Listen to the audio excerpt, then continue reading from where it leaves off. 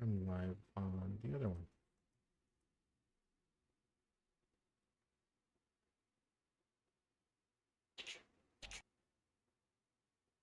Yeah, it's working.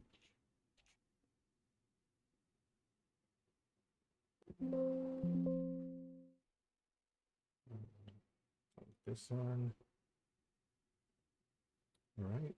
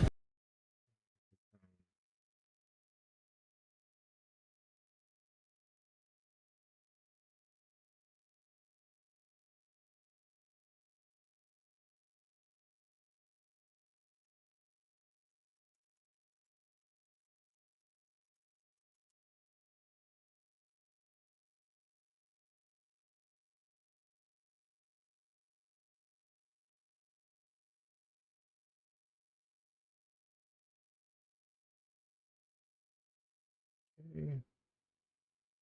Now I just have to figure out my audio.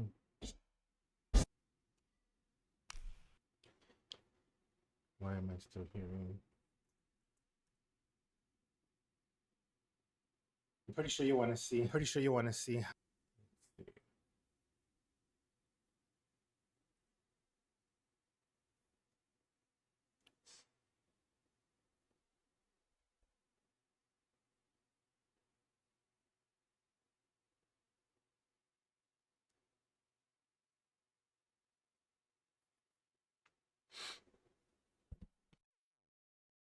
Test.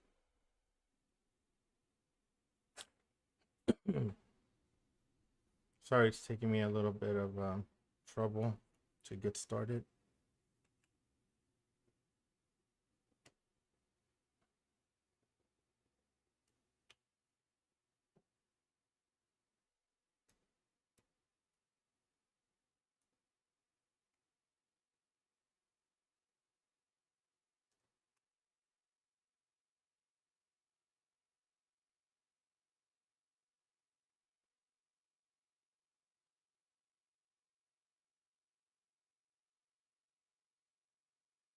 go about developing the SharePoint framework web art. So let's go ahead and get started with that.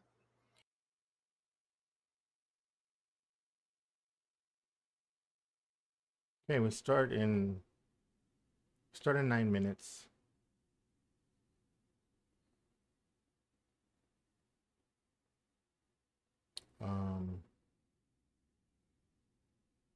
So you can play a game in the meantime.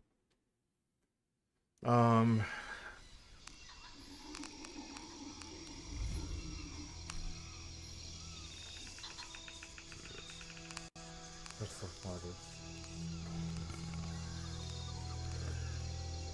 Okay, this is hard. Hard. So you can try it on hard.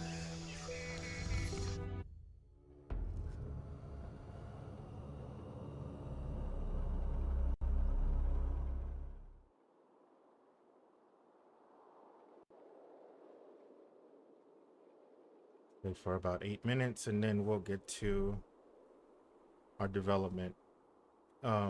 So far in the development process, we've been working on the API, SWR.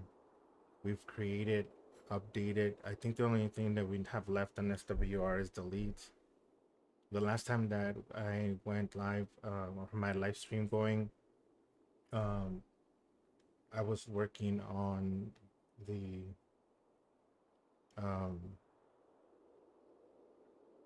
a little bit on the componentry, making sure that that was working and looked nicer. We did a little bit of CSS with the help of AI.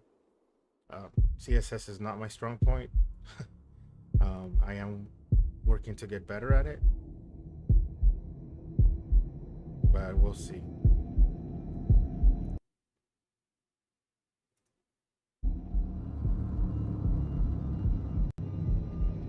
We'll see how it goes.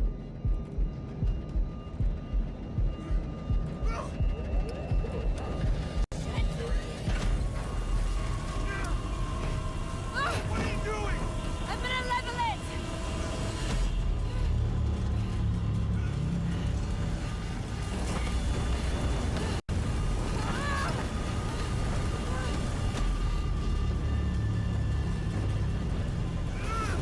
There are no parachutes! I know!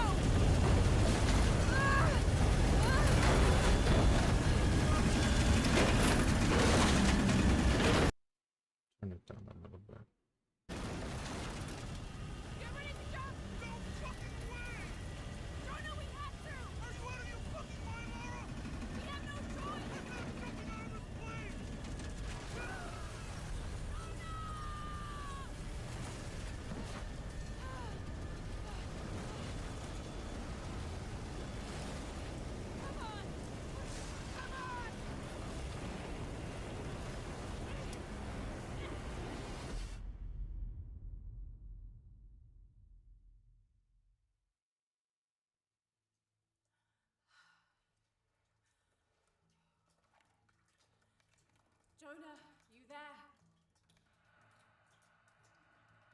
jumping out of this plane! Come on! Come on!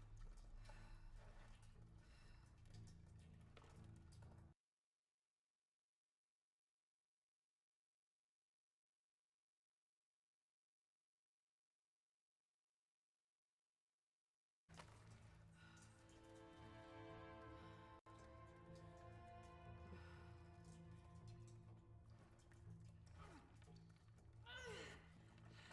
Shit.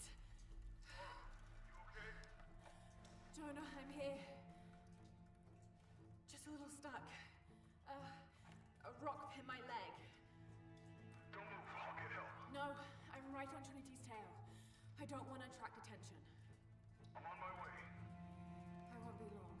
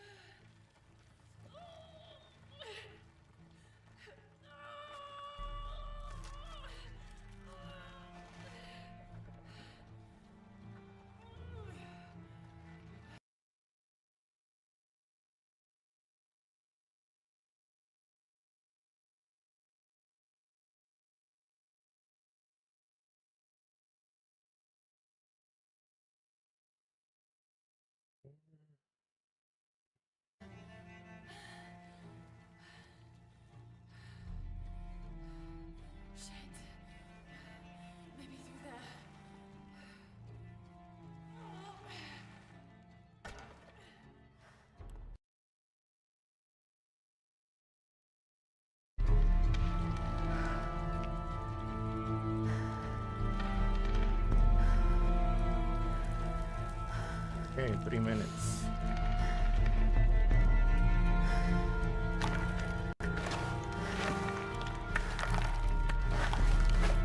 And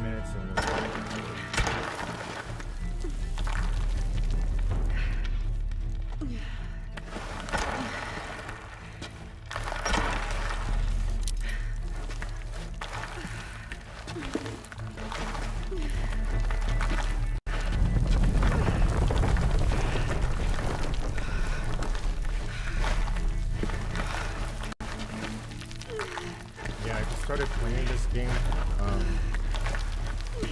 Gotta give it a shot. I had actually played it before, but it's been a while.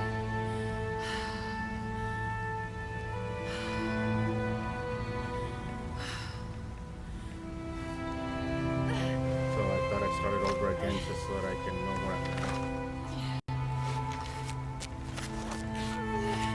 And there's no fun in setting the games too easy, so the game's set real hard.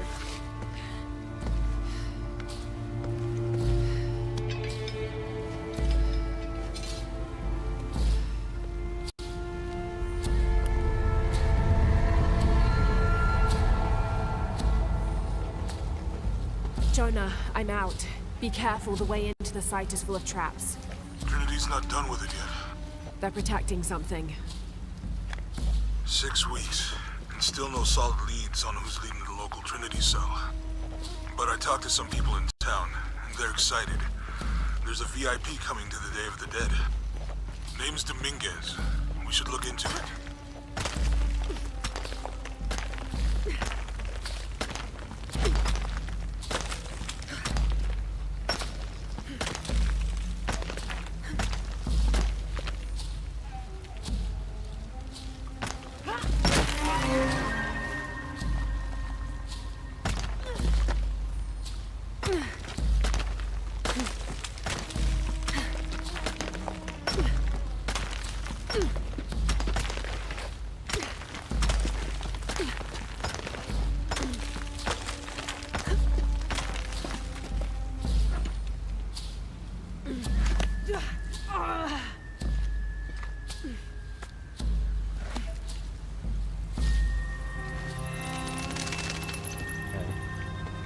Can you hear me okay? I made it. I'm on my way I know I in. haven't been Almost speaking there. Sorry I didn't wait. Be careful. I think I have it to the max that it can be.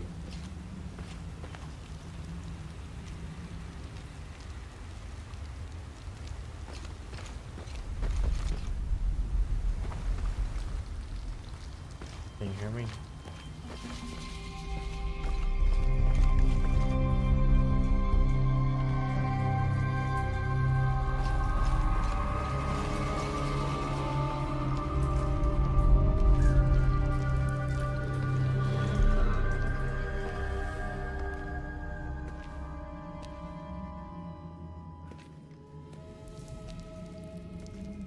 Beautiful.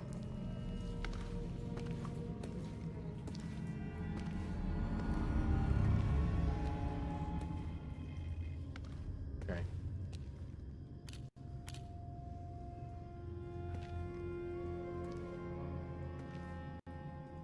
Laura! Wow. Get a load of this place. Guess all that research paid off. Now we know what Trinity is after. Yeah, they really didn't want us in here. I'm glad we followed your father's notes.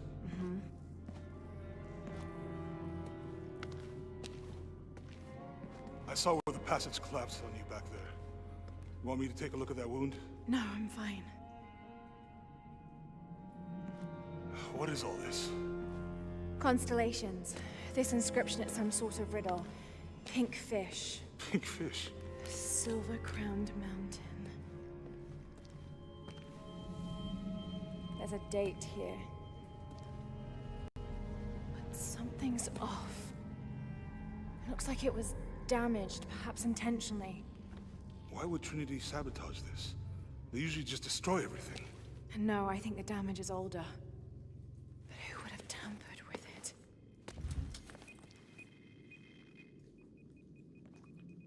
Laura!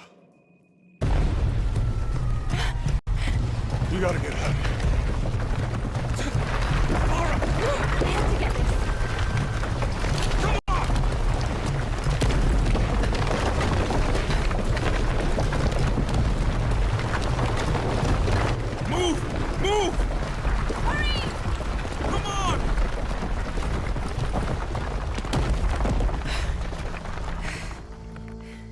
If you hadn't dragged me out, I'd still be in there taking pictures. We'd still be in there. Don't know if you'd be doing much. Jonah. Hey, you want to freshen up? Regroup at the cafe? Dr. Dominguez is supposed to be there tonight. All right. So, fortunately, I have to switch to what we're here for. I know that we're here for development, so I think we should get to that. All right. So the last time we were working on this, we had made the frequently asked question web part look a little bit nicer. I'm still not the biggest fan of it. I think that there could be quite a bit of updates that could be done to this. So let's take a look at the code. All right, so over the last live streams, we basically did the setup of, let me close this terminal, and let's go ahead and start the web part.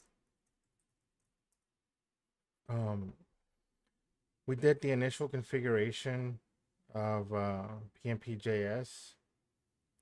This is what the initial configuration looks like. We also initialized it inside of our init function in the main component, the main class component of the web part. And then the main class component renders the first component, which is the primary component in the web part called FAQ web part, and it passes to it these properties.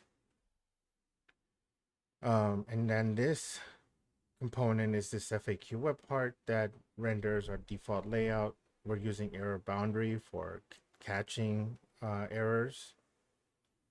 The reason for the error boundary is to make sure that when there's an issue or there's an error in the web part, it will stop and it will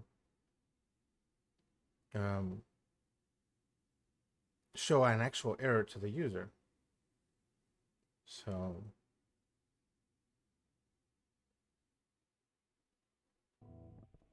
and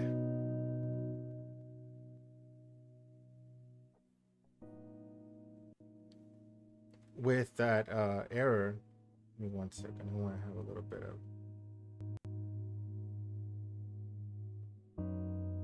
bit of background, something going on. So with our default layout, we have that wrapped inside of an error boundary, so it catches any errors when they occur, and we have suspense with a generic loader. Basically what that is if you notice when I refresh my web part, you'll see like a little bar going across. When it's pretty fast, but let's try something so you can see more or less how that works. So let's make Chrome pretend that this is running on 3G, basically on your old school network phone. I know there's a setting for, here we go. So let's just say 3G, that it was running on 3G. When we refresh the page, it's gonna be a little bit slower, obviously, because we're emulating like we're on cellular network 3G.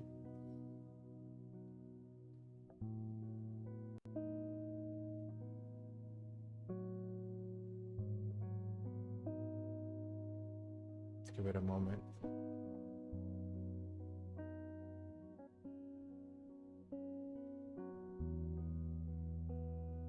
All right. Maybe 3G is too slow. Let's switch it to maybe slow 4G. See how that runs. I just wanted you to see how this loads.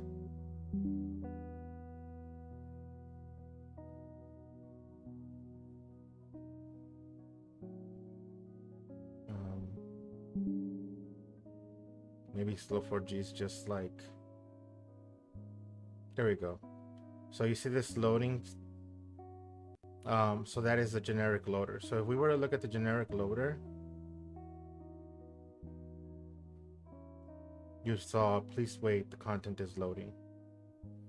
So that is what we're expecting to see, right? Obviously this is running pretty fast, but once your web part gets to where it's got a lot of items, then you'll see the differences in that it'll take a little bit longer, and then you'll see those loading componentry show up when you're trying to load the web part. And so inside of our default layout, we have our card component, which I have to go back and look and see what exactly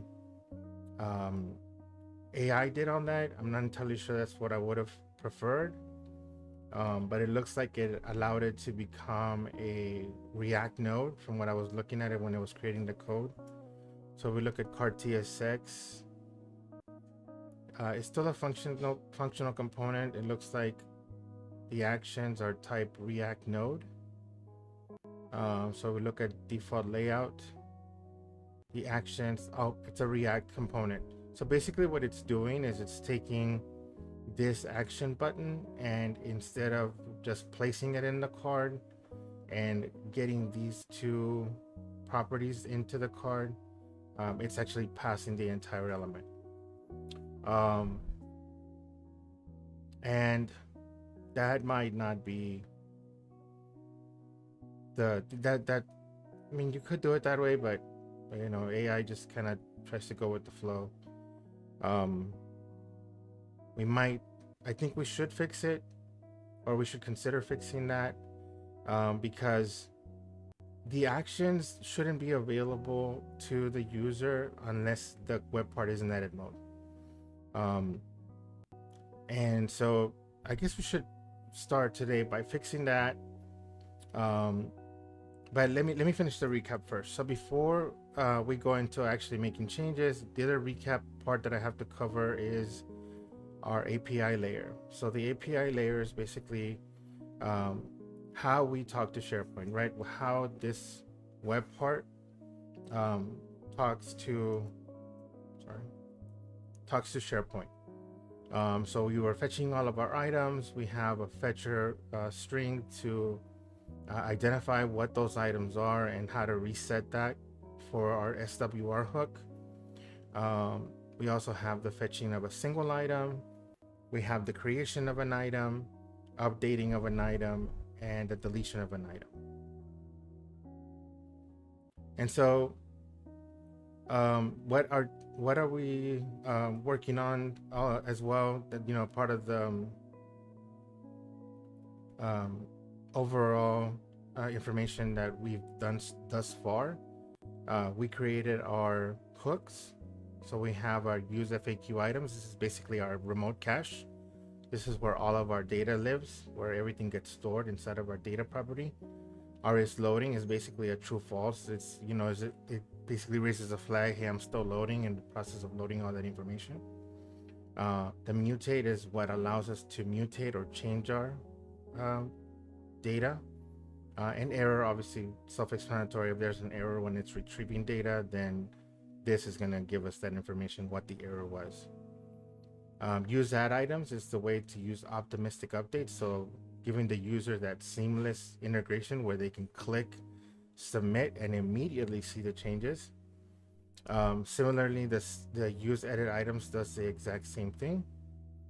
And then what our plan today is to now delete items using the same methodology.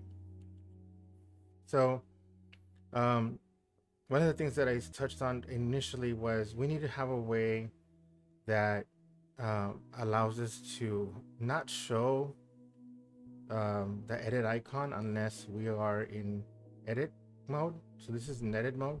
So ideally what we would want is only when the user has the page in edit mode, should they see that show up. Unfortunately, in the workbench, you're I think you're always in edit mode, but I'm pretty sure that's the case. If that's the case, then what we would have to do is actually deploy the shell of the web part, and I'll explain what that is, so that we can actually put it on the SharePoint site, and then be able to see the changes based on when the web part is in edit or if it's not in edit. All right, so let's work on that.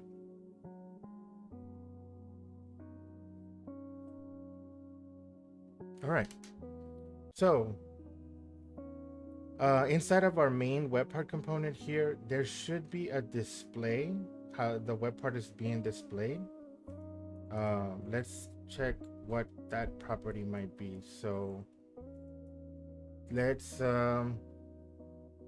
go to our properties, this web part properties, and in here let's check display mode. So we're gonna check the display mode of the web part, and in here we'll put a comma, display mode, this dot display mode. Okay, so this is going to pass this property called display mode to let us know on the other end whether we're in edit mode or we're not in edit mode. So inside of our default layout is what is inside of our main component, FAQ web part. So we go to FAQ web part. Here's where we're gonna import our display mode. Okay, so for the display mode, default layout is basically where we're gonna want to know if it is in display mode or not. So this display mode is this type, so we're just going to copy this, and in our default layout we will have props created for that. So type default layout props, and we're going to say we want to receive that display mode so that we can determine whether or not to show those buttons. So this functional component is going to be having to use the default layout props, and we're going to take display mode into consideration. And so this action button, we're going to basically say inside of the card, we're going to determine whether that should show or not. So I don't think that we should use that React node the way that AI created it. I think it would be better if we can go ahead and have this action button inside of our card component. So let's copy this and open our card component. And inside of our card component, we'll put that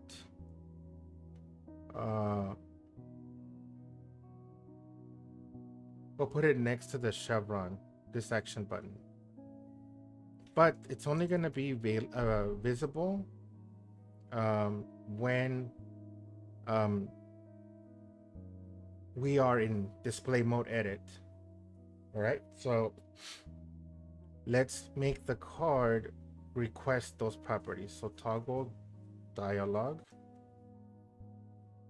we're going to have, instead of actions, we're going to have it request toggle dialog. I'm sorry, toggle hide dialog. Toggle hide dialog. And it's also going to need set current item in the action button. Wait, I think I know why now it did it that way.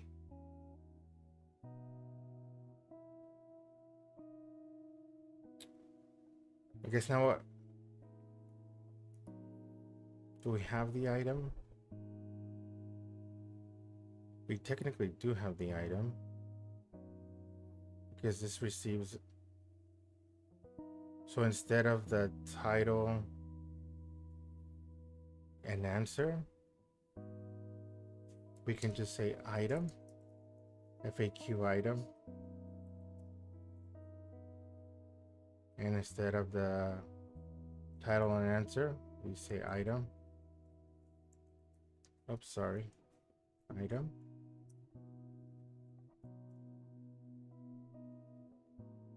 And here we're gonna use item.title.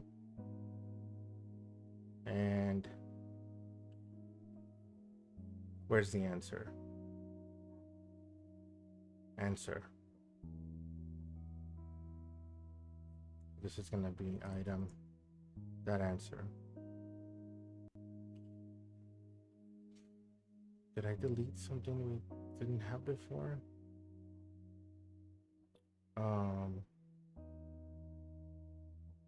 Let's go look at the history of this component.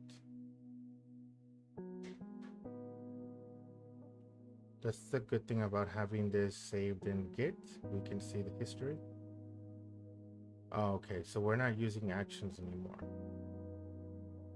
That was the old button that was there before.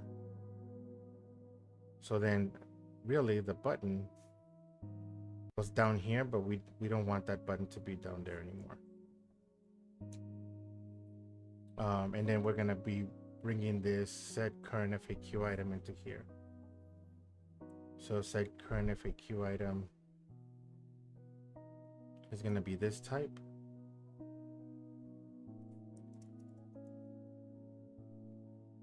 And here we're gonna pass set current FAQ item.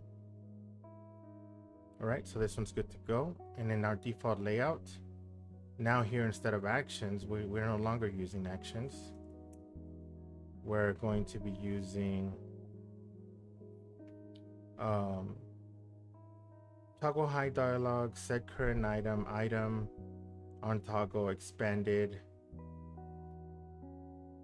And then we also need to have the mode. So we're gonna need to bring in this display mode into here as well. We'll put it right after.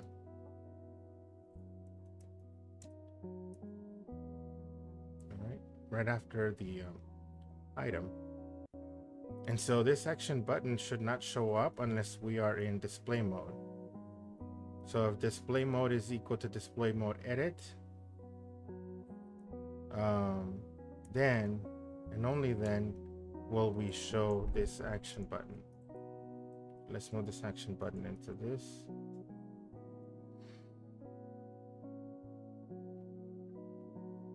The reason this is an error is because we probably didn't import it up here right below item. Yep. All right, so we have our, okay. So this is basically saying if the web part is not in display mode, this button should not be visible. Okay, all right, so we have our display mode. Let's put our card here to the side so we can see the order.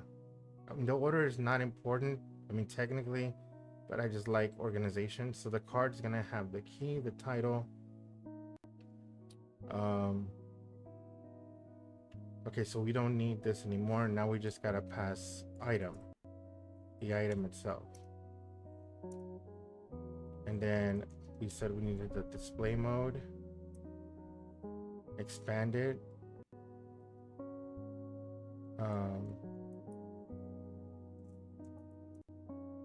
Expanded is going to be,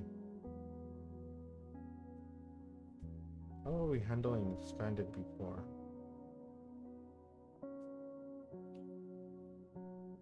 Oh, it's just gonna be by default false. And then we can pass a toggle hide dialog and set current FAQ item. So we save that information.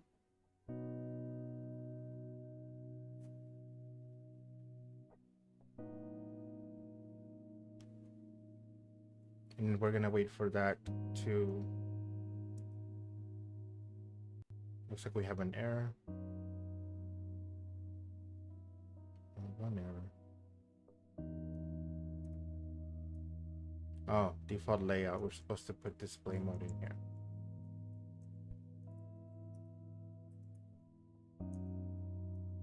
All right. No errors found. So our web part should be okay now. Should be refreshing. And you can see the edit icon. Again, because the page, the workbench is always in edit mode. Why? Because it looks like a page that's in. So a regular page would look something like, if I go here and I go to let me update this real quick.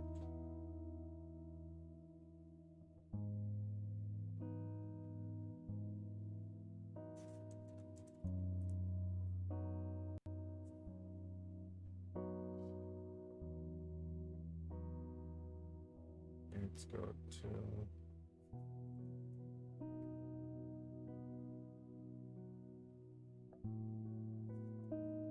the training site.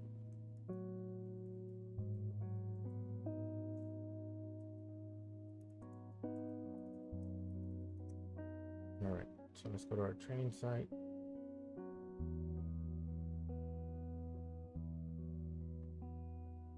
All right, so if I go here and I create a page,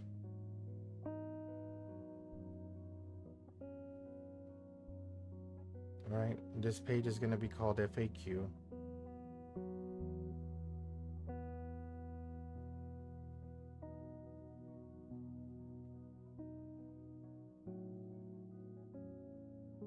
No throttling. Okay, just want to make sure I wasn't being throttled. It's running a little slow. This is what a page looks like when it's in edit mode. You can kind of see all these buttons, this thing on the side, which looks very similar to what the workbench looked like. And you can see the mode is on edit mode. And the workbench is always in edit mode, so that's why we're going to see that button. So what we're going to do is we're going to deploy this web part into the app catalog. Right here. But we're just going to deploy the shell of the web part into the app catalog.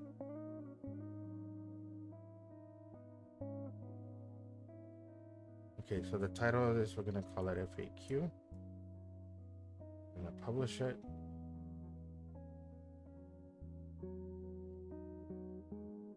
All right. So this is what a page looks like when it's not in edit mode.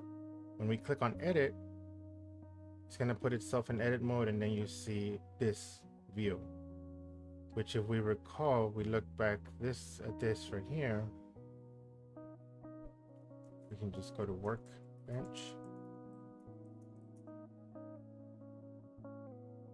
And it looks like that. You see how it has this look and feel with these little border lines. Same thing here. We have, when you hover, you see that little plus sign there, and that's what we don't want to have it to where it's in edit mode all the time. Okay, so now that we have the edit mode toggle, because we're going to be putting that on this page, let's delete this.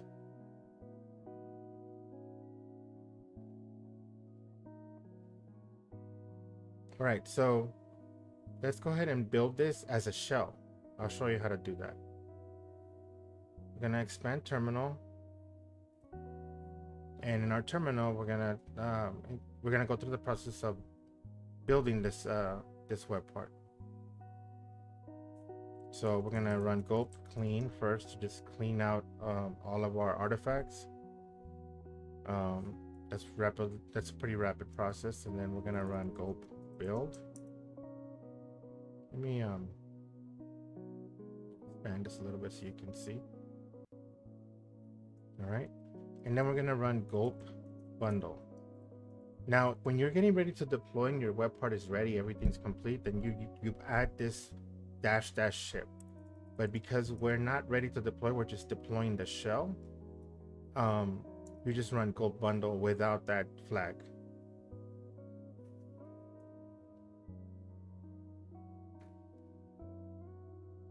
And then after you run gold bundle, we run gold package solution. And same thing here. You don't want to put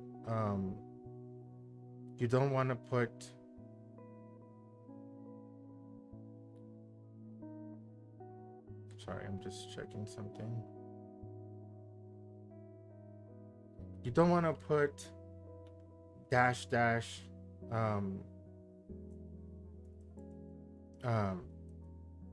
gosh, my mind just escaped me right now. You don't want you run gold package solution. You don't want to put the parameter ship, because that means that it's gonna bundle all of your packages and basically ship it. You've completed everything, you're ready to ship, and we don't want to do that. So the assets, everything that is supposed to come with a web part is not going to be there, because technically we still want to be able to run it from our development environment so that we can make changes. If you ship it, guess what? Your artifacts are already there. Any changes you make, it's not going to take those into account. So we want to make sure that it does not do that. All right. So now once this is done, there'll be a package. There'll be a new folder called SharePoint. And here's your web part file. So this web part file, you're going to drop it into the app catalog.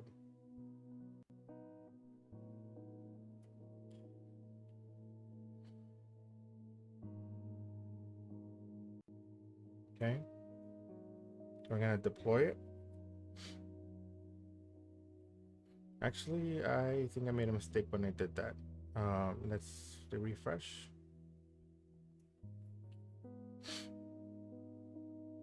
Here it is, FAQ web part.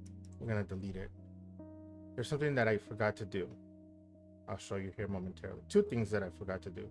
The first thing is when you drop the file, you're gonna say, make this solution available to all sites in the organization. And the other thing is, you're gonna make sure that this is running from localhost. Whenever you actually put the ship flag on there, then it won't say that it's running off of localhost. So that's a problem. We need to make sure that it's running off of localhost. And so now that it's running off of localhost, we can add it. So we refresh it. We refresh our page. Go here to our add button, and we'll add our FAQ web part.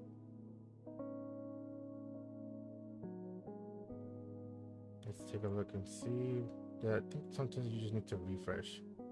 Right after deployment, for some reason, sometimes these web parts crash the first time they run, but oh, I know why. It's not an issue where we didn't do our, we don't have the local information running, so we're gonna have to run it npm run serve, which we have installed fast serve. And if you recall, that's gonna allow us to be a lot more efficient when we're doing our development.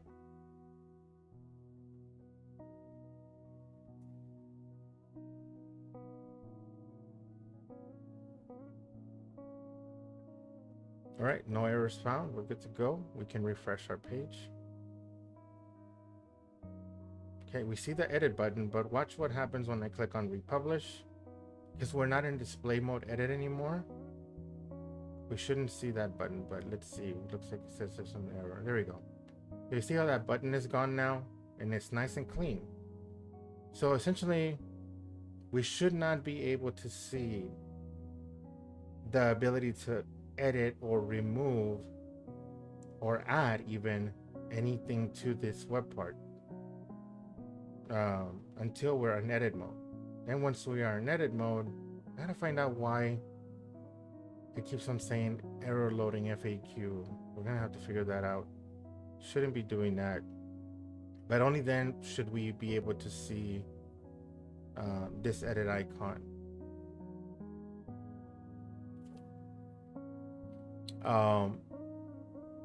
Yeah, so we shouldn't be able to add questions or edit questions, because the reality is when we are using this frequently asked questions web part, um, we should, the objective is just to have the user be able to click through them and see the web part, and only see the questions and go to the relevant one that they want to see and expand it so they can see the answer.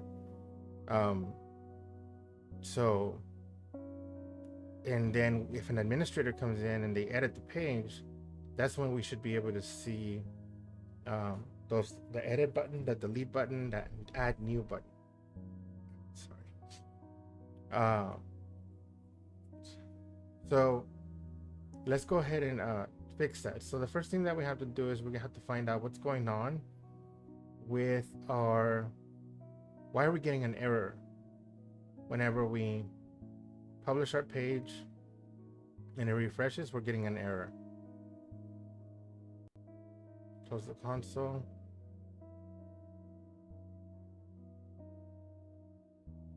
Let's go to the console tab.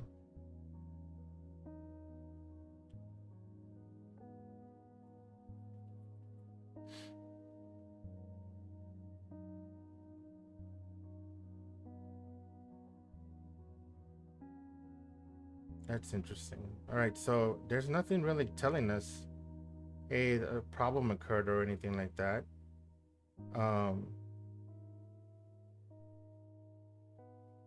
I just wonder if it's something that happens if I refresh the page several times. Does that happen over and over again?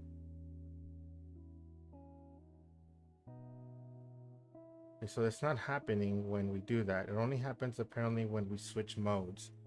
And if I had to guess, I think the issue is that the refetch on the hook is not running when the property display mode is being changed. But let's go to the network. I'm sorry, to the sources and look at the FAQ API. And this is going to answer a lot of questions for us, because when the web part runs, it's going to check to get all of the items. So you'll see, if I refresh it, it should stop and hit the breakpoint for fetching all the items. There we go. It hit it. We push play. All is well. We republish. Okay, so it does hit that.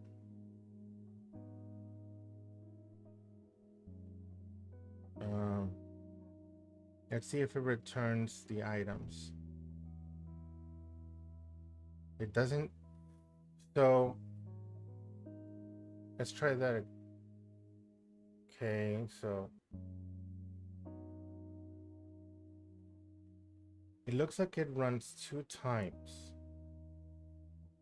So we refresh it.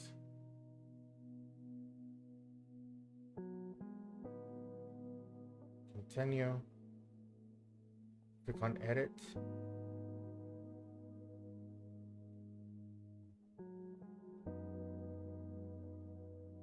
It never even gets to returning the items.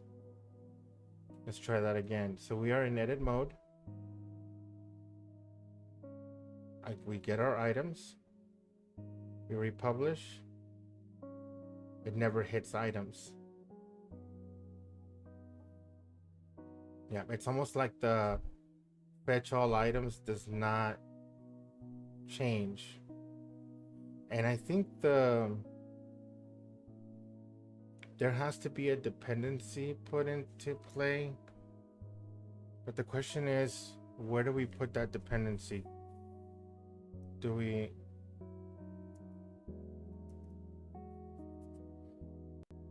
place it as a dependency in the hook that is retrieving all the items? Because we're using FAQ items here. So this is the FAQ items. We can add a dependency to the use FAQ items hook, so that whenever that field changes, the display mode changes, we can fetch the items. I wonder what would happen if we use use effect.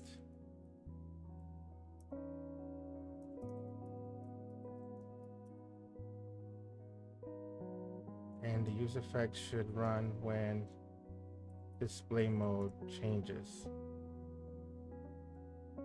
And what this is going to run is muted FAQ items. I have a feeling this is gonna give us a huge error. What is the error here? Oh, we have to use a wait. And we don't want to do that though. We don't want to have asynchronous use effects. That's a big no-no. Yeah, so we're gonna have to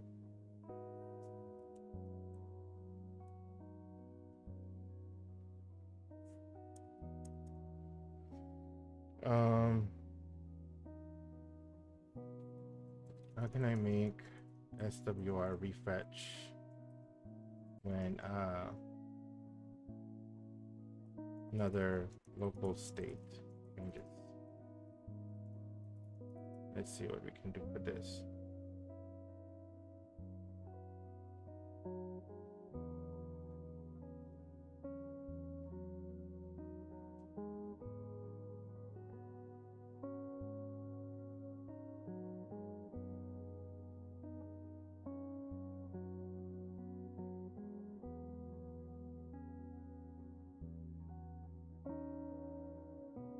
Yep, so it has a use effect and it's passing mutate.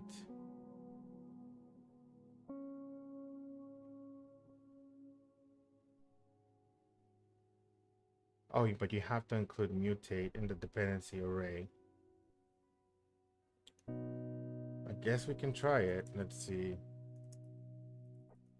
React. That use effect.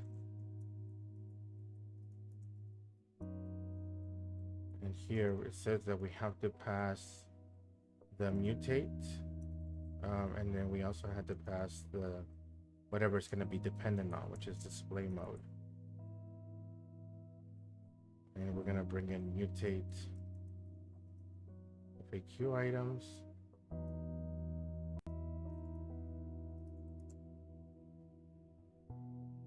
Promise. It's a promise, so that's the problem.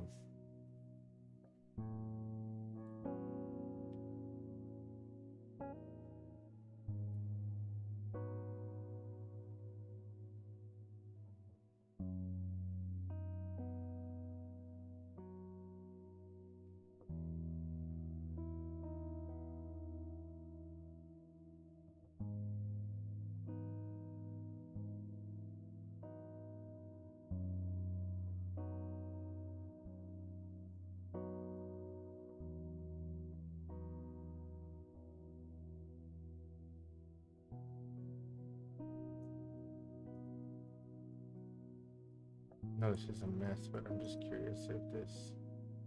No.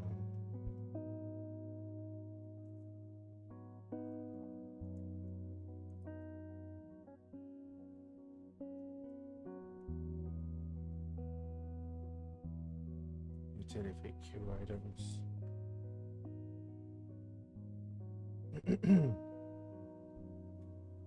I think that we can add a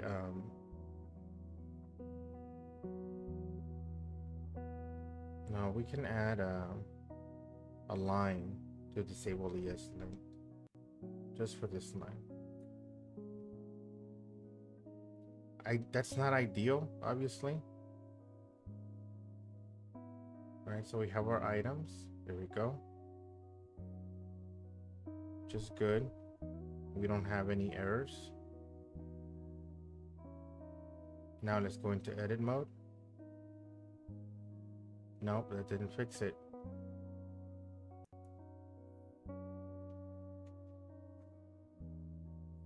Because display mode is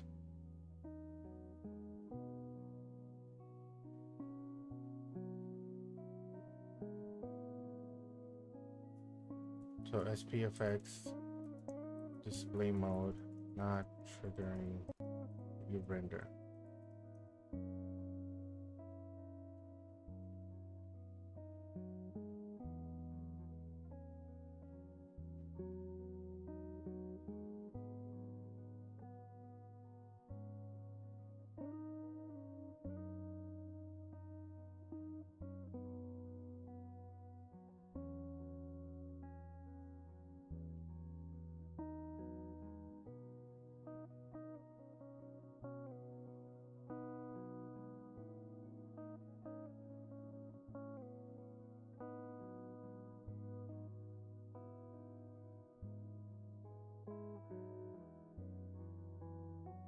Yeah, this is what I'm not understanding, because it says to use a use effect.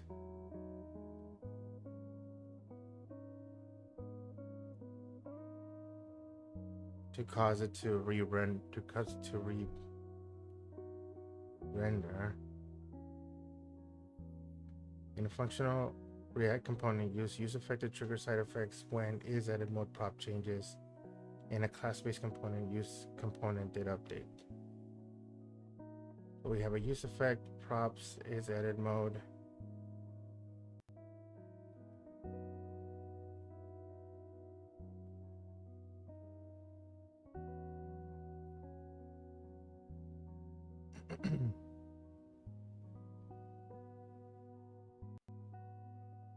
That's kind of what we did. And it should be mutating.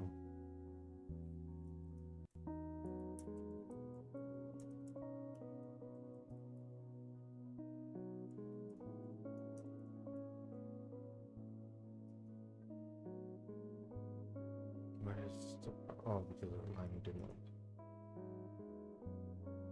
And then we can say let's show display mode.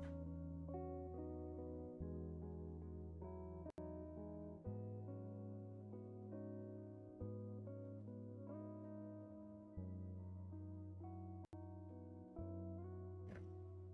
So display mode change revalidating FAQ.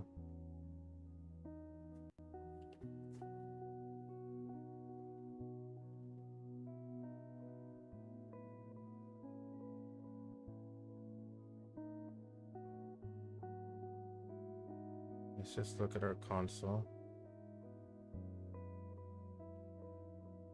It says it's 2. It's in edit mode is 2.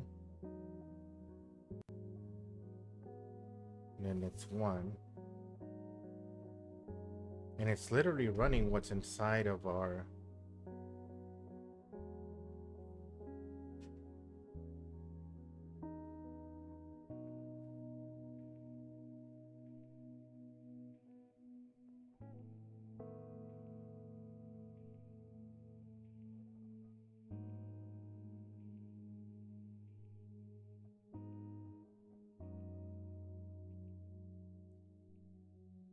let's try this. Is FAQ items loading? If FAQ items or is FAQ items loading, then return the generic loader. See what that does. There's our data. Click on edit. And it never changes that.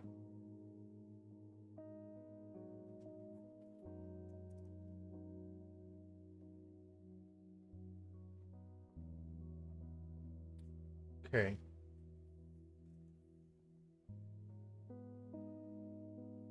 So that is not how I would want it to work. But I wonder if we can do a dependency on the actual SWR hook. So let's give that a shot. So in our SWR file, we can actually create dependencies.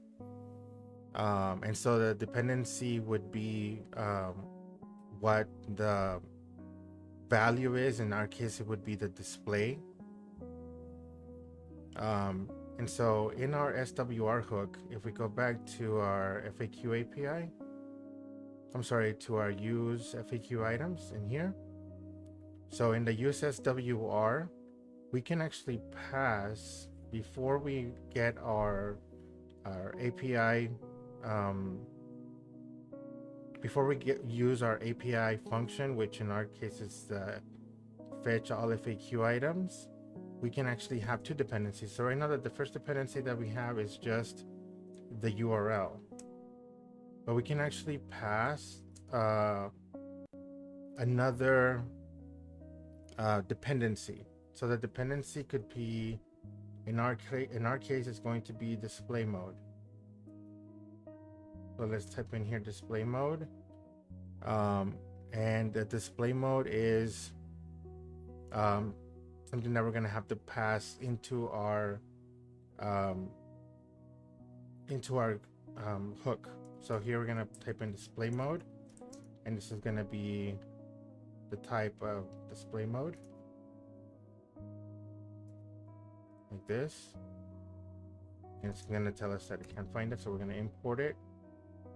All right, so now here is where we put our display mode, and now we can get rid of our the generic loader here, and we can get rid of our use effect. I was hoping we didn't have to do that, but sometimes you have to. So let's delete that. We don't need this parameters anymore. We don't need this anymore also. Save that. We save our hook. Check and see if we have any errors. Says we do have an error. Why? Because we need the display mode in here as well. Why do I have... Oh, I got it. Okay, so I mean, we can technically pass a display mode here as well. Not number. It's gonna be display mode.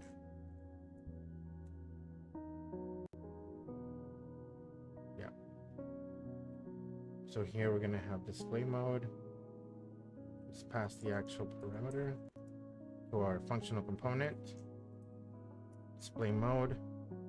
And now in our default layout, let's go see where it's screaming at us and add display mode there.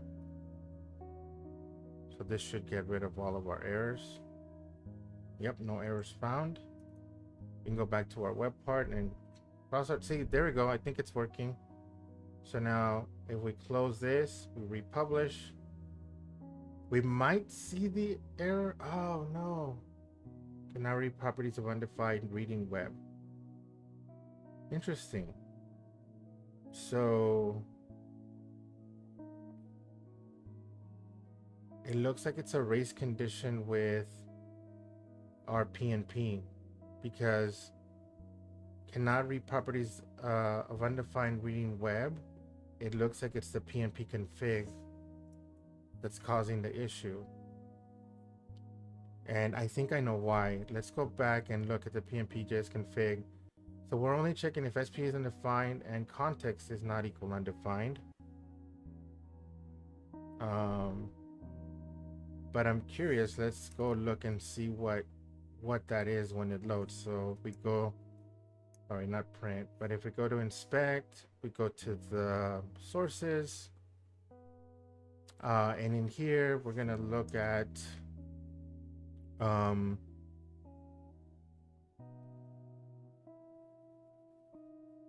we're going to look at the PNP.js config. All right, so let's take a look and see what we have. All right, so right now, if I republish,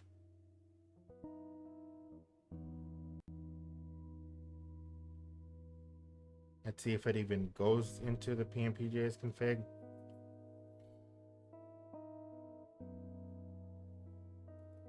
Let's just refresh. Okay, so right now our context is not undefined and our SP is undefined. So it's undefined, but the context is not undefined, so it should go in here. It should be hitting this breakpoint. And sure enough, it does. It goes and gets the SP object and it returns. Perfect. So now the biggest question is, what happens when I click republish? So it looks like it went straight to return SP, but SP is defined, context is defined.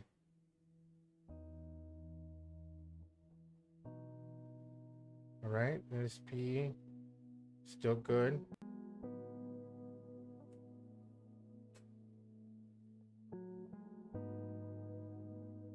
Are we missing? No, we have web.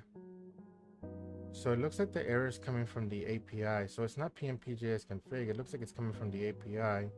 Because the error says error fetching FAQ items, so this is the issue right here. Let's make sure that we check that. So let's refresh.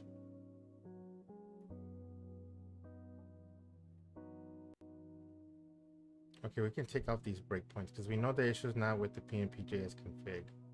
All right, so we have items there.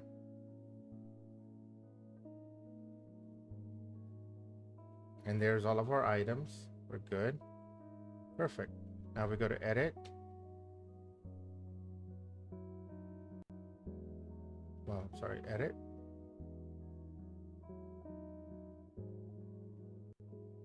Okay, it stopped here at items. SP is defined. But now it goes into our query. Web is there.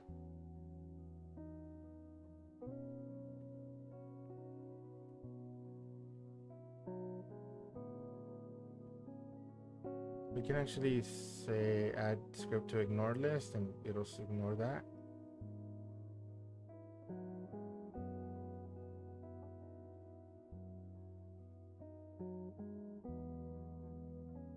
Add script to the ignored list. Yeah, so it's getting an error in the promise.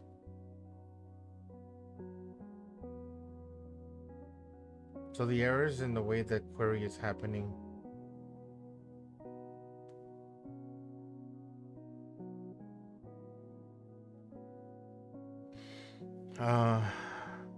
Cannot read properties of undefined reading web.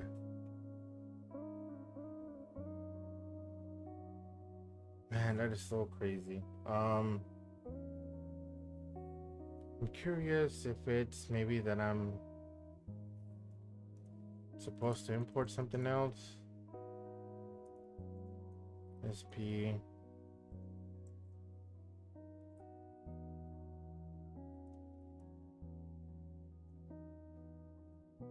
Let's go look at the documentation real quick for PNP. For webs. So we just import webs.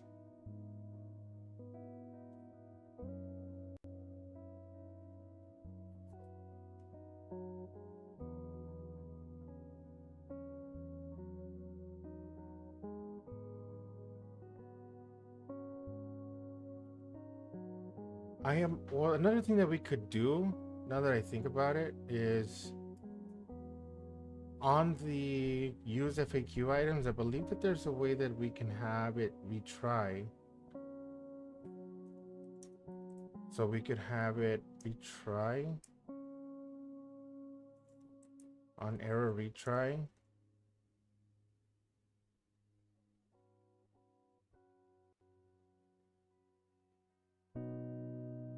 Let's try this. I'm curious. So this is gonna try 10 times. If it's a 404, it's gonna return. Obviously the error is not a 404. And every 5 seconds it's gonna retry again. But clearly we had an error because we're in the catch.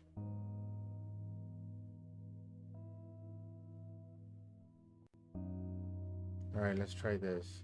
Republish. Okay, I think we might be in business. So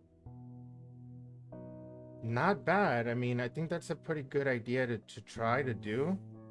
So when it errors out, have it an on error retry function in your SWR hook. You know, I had never thought of doing that. This is the first time that I actually have this kind of scenario occurring. I'm curious though, since it wasn't an issue where the display mode was not causing it to re-render, we technically don't have to have display mode as a dependency. So let's try to remove that, because if it's not necessary, let's not make it have that. And see if we can instead not use that. Let's get rid of display mode here. Excuse me. We can get rid of display mode for the form because we don't need it anymore. For the FAQ form, don't need that. Don't need that. We don't need this, which is cleaner, really. I mean, there's a bunch of stuff that we had to add for that. But if it's not required, we're better for it. So let's save it.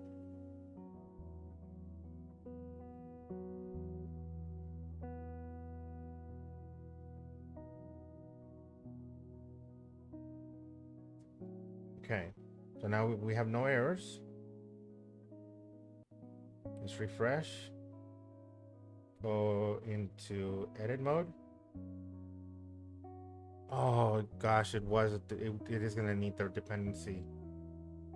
That is terrible. I don't like that at all. I mean, but sometimes that's the way it is. So it looks like we'll have to set that up as a dependency.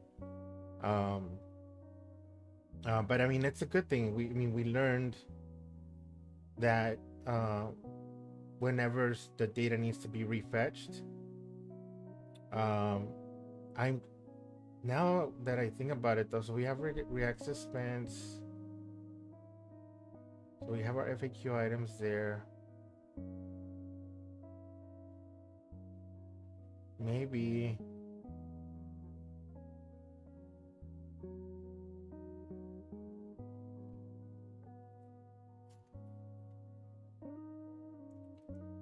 we can ask, I mean, AI on this one. I'm not sure.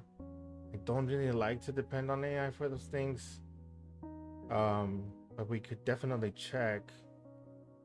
I thought that by fixing the hook to keep on retrying, it would do so. But I mean, it doesn't even try anymore. If I go to republish, it just stays like that. So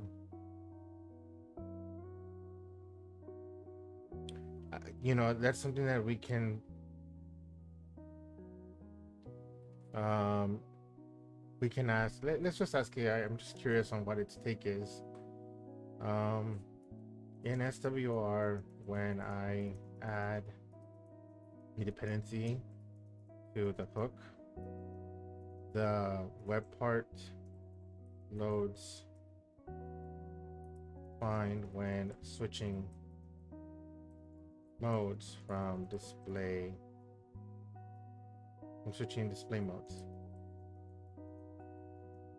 The dependency being the display mode property.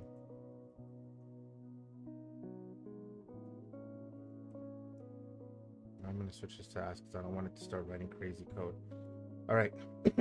So the display property being display mode, the oddity is that I have the SWR hook set to retry on error, and it appears to make it work fine when the dependency is there, but when I remove, which is what we did, we removed the dependency,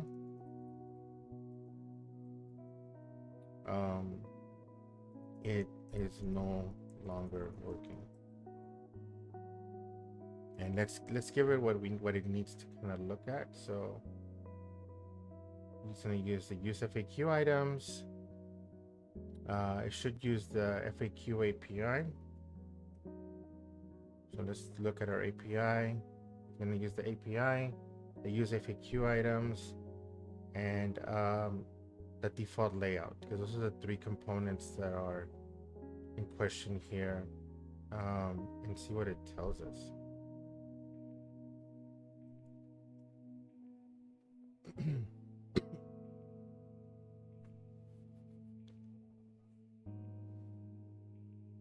Rendering during display mode changes from the framework. When you don't include display mode as a dependency, SWR uses the cache key.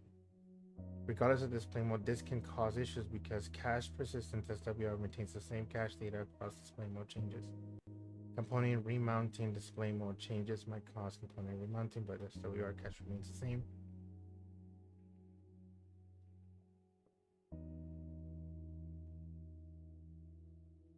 Yeah, that's what I figured. So I guess there's no. I mean, you can technically just add it to the cache key. That's actually not a bad idea. To have the display mode. You still have.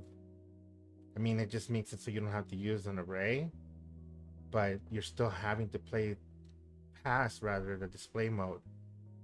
So I mean, if even AI is telling us that that's the only way, so I guess that's the only way that we can do that.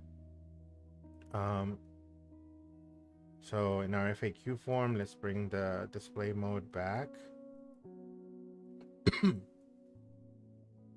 And inside of our use FAQ items as well, let's bring the display mode back. And in our FAQ form, display mode is back. Let's see if we have any errors. Excuse me. No errors found. And our stuff is back again. So, I mean, I gave it a good old college try. I was really thought that we could get away with not needing that, but apparently it's needed. Who knew? Let's refresh it. Let's give it a couple more shots just to make sure that it's not going to mess up. And it messed up again. Now we have that web error. What is odd though is that it's not trying again. And it was trying earlier.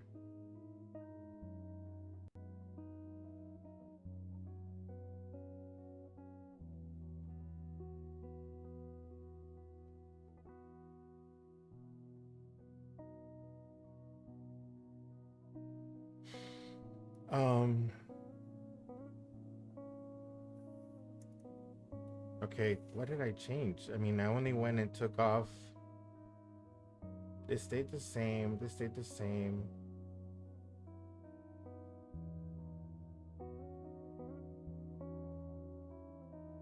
Use FAQ items. There wasn't an error 404.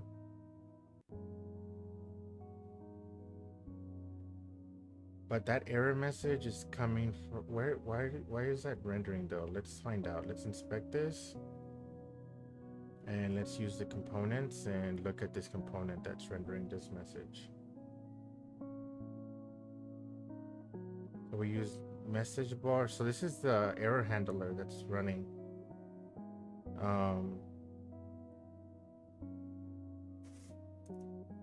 Let's clear cache and see if maybe it's just because it's caching. All right, so it looked like it reset. No, we still have the problem. Even with a dependency, we still have the problem. Edit the page. Republish.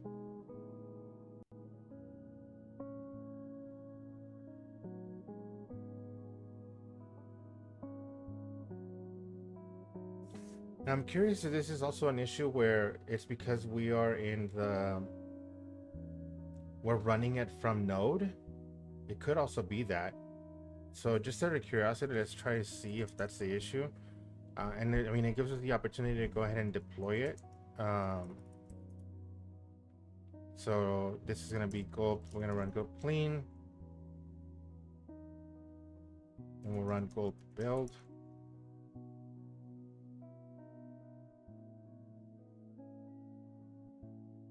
And we'll write gulp bundle ship. Again, we're deploying it just to test. And if we test and it works when it's actually bundled up and actually on the server itself, then we probably know that that's the reason why. And I mean, it's just having to do with the fact that you're running it from a remote node server. So gulp package solution ship. All right. So now let's go look at our file here. And let's load this into our app catalog.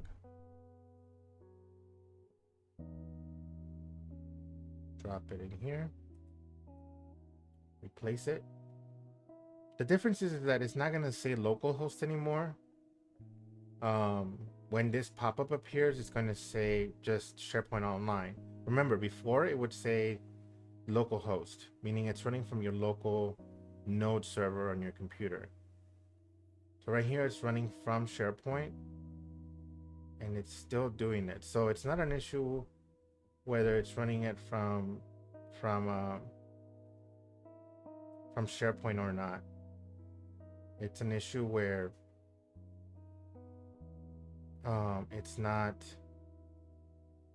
it's just plain simple erroring out. So let's go ahead and reset it again. Go clean, gulp, build, and we're gonna bundle again, but we're gonna remove the ship flag, and we're gonna package solution.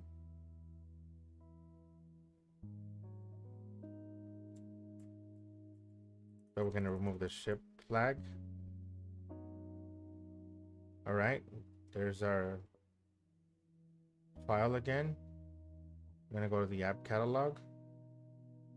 I'm gonna drop this in here.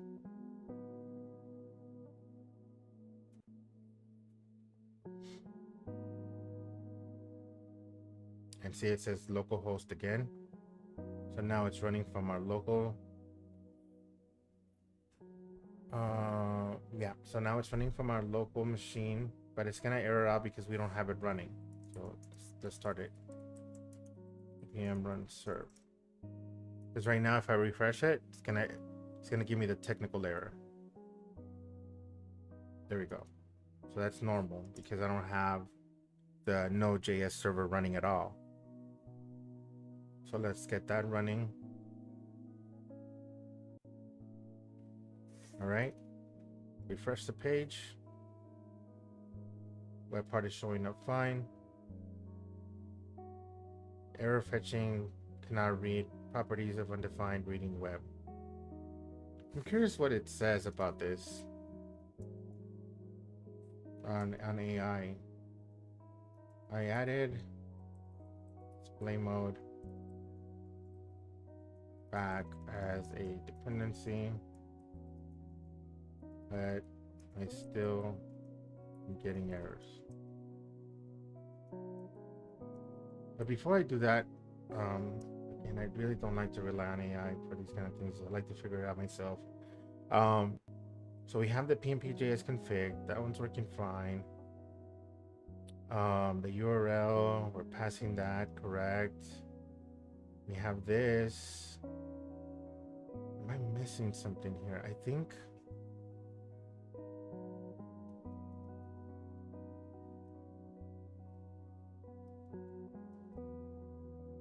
we're passing display mode.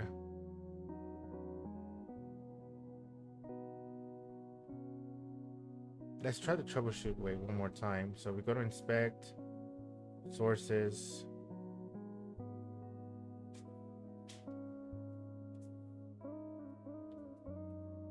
I think it's gonna give me the same scenario again, where if I run FAQ API,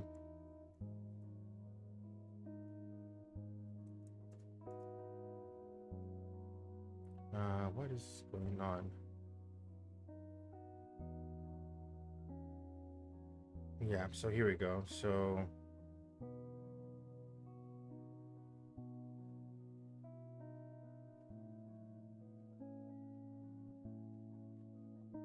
let's clear the cache.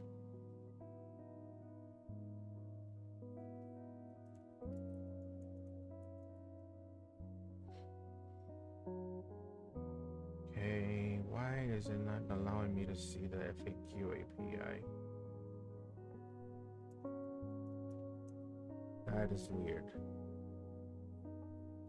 I should be able to see the FAQ API.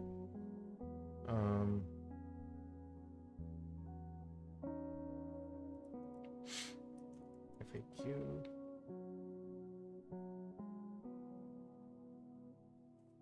What about API?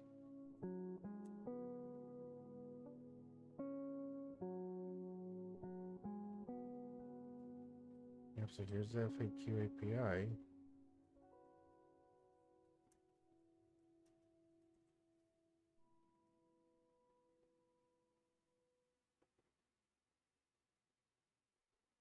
That is beyond me. I should be able to see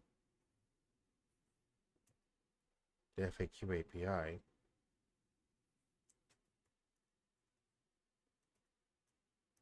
Let's try this.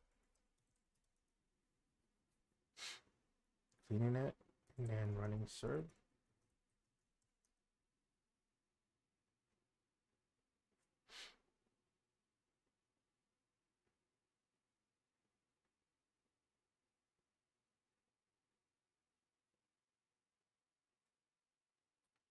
All right, no issues found. Refresh the page. I can see they use FAQ items, but I can't see FAQ API.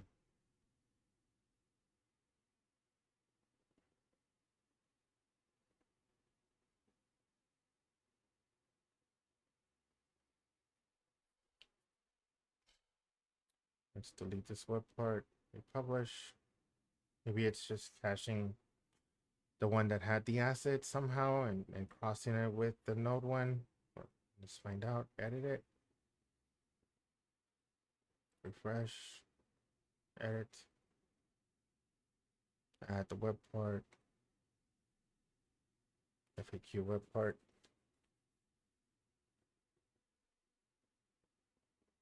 Inspect. Sources.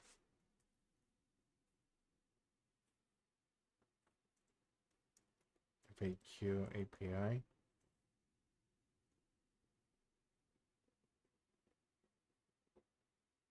That is weird. That's very weird. Can't honestly think of a time that I've ever had that come across.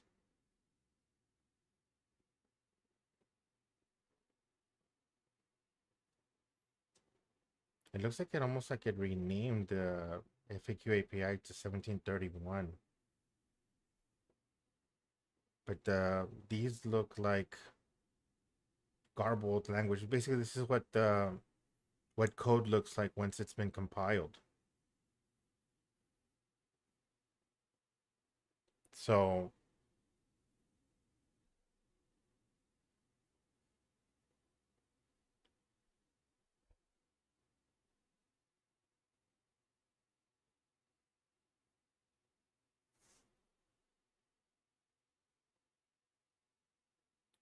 it's very odd that it does that.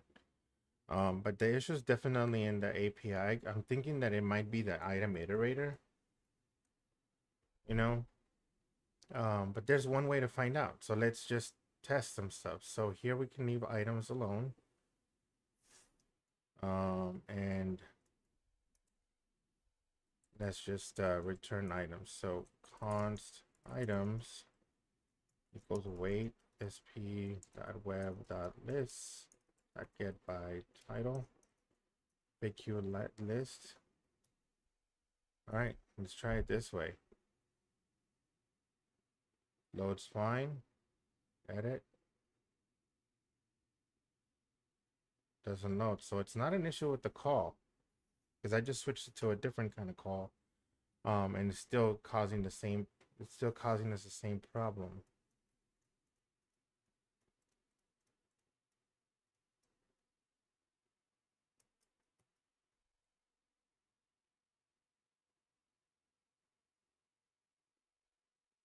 Oh, look at that. Now the API is back. This is so weird. Items are there. We publish. It never hits the items. It's almost like it doesn't even call Um, doesn't even call this, and it's almost like our use FAQ items is not retrying. Um, and I really honestly believe that because it was working right before I switched it back and took off that dependency.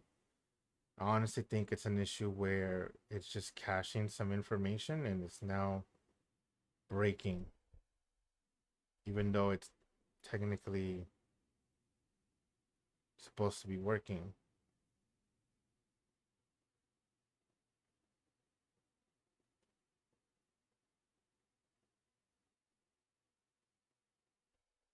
The only other option we could use FAQ items is not using display mode. Wait, is that why? We didn't even have display mode in the dependency? Did I read that right?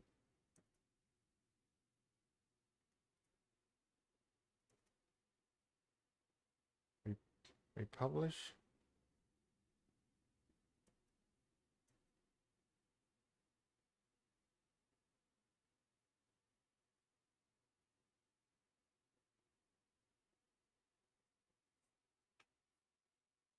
I really don't like this. Is there a way to turn this off permanently?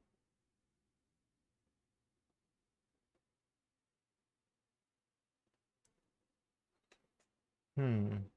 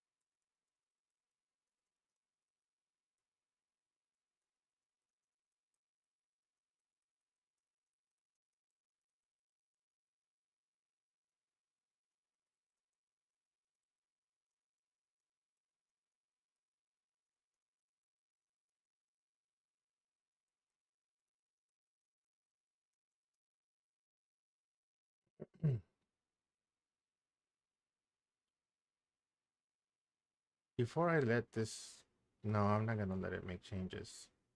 Let's just ask it. Why we're seeing that. It has to be with array key that includes display mode dependency. However, the potential issues of how the fetcher function is being called.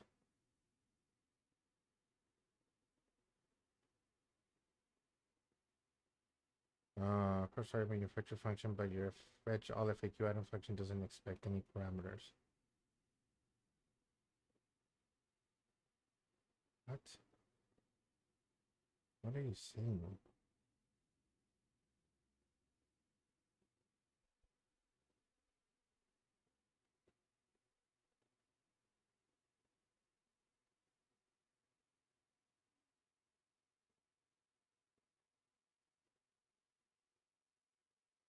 We have display mode, fetch all. Why did it change? It looks exactly the same. We have the fetch all items URL, the display mode, the fetch FAQs, fetch all FAQ items, suspense is true, revalidate on focus is false. What are you talking about? The problem is when you use an array as the SWR key, SWR passes the entire array as the first argument to your fetcher function, but your fetch doesn't expect any parameters. Here's the corrected version. But the corrected version looks exactly the same. Ah, you gotta love AI. It's gonna take over everybody's job. Let's see. I don't see a difference. It looks identical.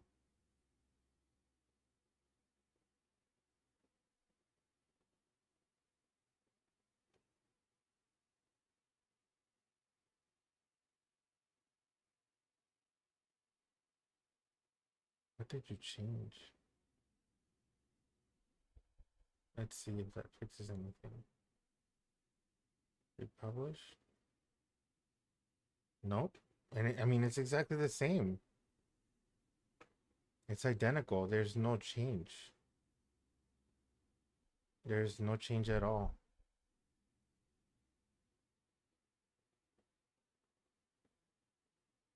Use FAQ items.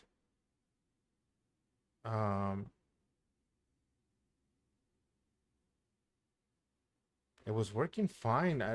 It was only when I went and took off that parameter as a dependency that it started breaking. But I mean, it's recorded. It was working fine, and all of a sudden, when I decided to try to take it off,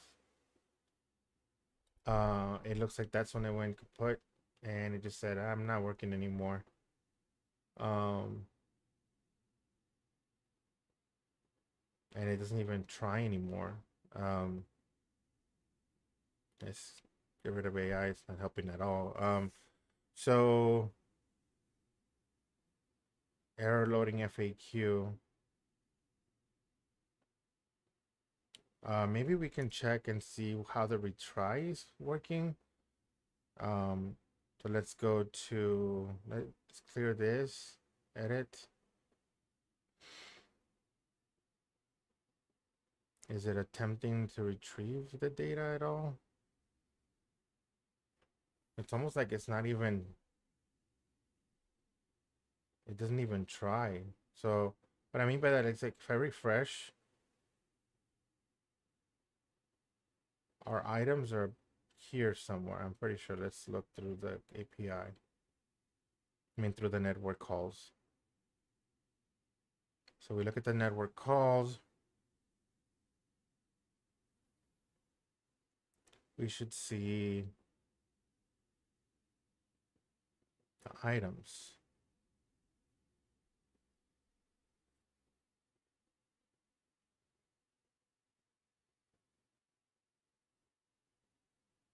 I'm thinking that, well, it tried. It tried again on its own.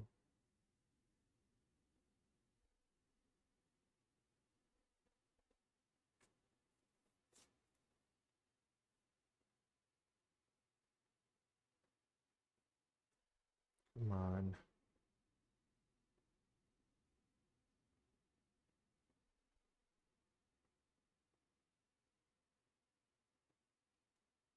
No.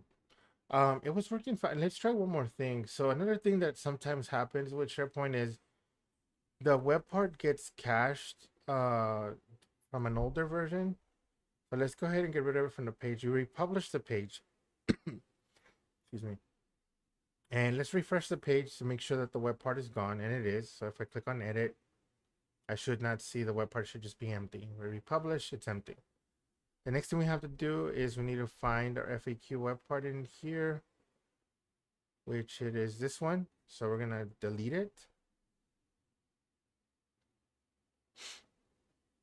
We're also going to kill the terminal here. I know it sounds awful, like kill the terminal. All right, so it's gone from here, but this SharePoint site has a recycle bin. So we go to recycle bin. You're probably gonna see the web parts there. So let's get rid of this. And that pretty much clears the cache. So if I was to refresh the page and try to add the web part, to edit, the web part, it shouldn't be here. If I type in FAQ, nothing's there. Perfect. That means it's completely gone. Deleted completely off the cache, everything. So now we can go back to app catalog and try, before we do that, let's clean the solution. Go clean, gulp, build.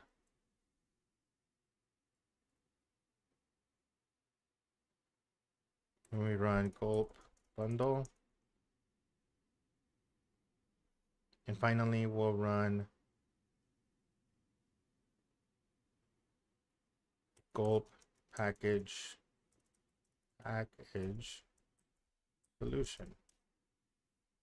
Again, without the ship SHIP, without the ship flag on there. Drop this in here.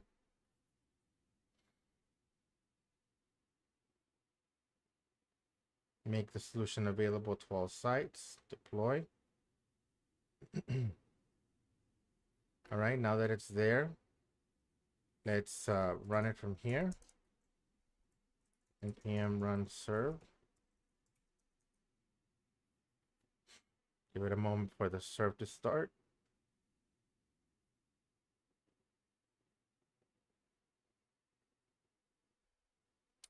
Here in a couple of seconds, it should be good. Good to go.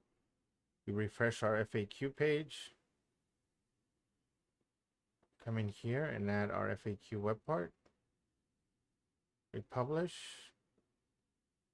And we're back. I mean, the thing is that, I mean, I don't want to give up and say that should be acceptable because it's not.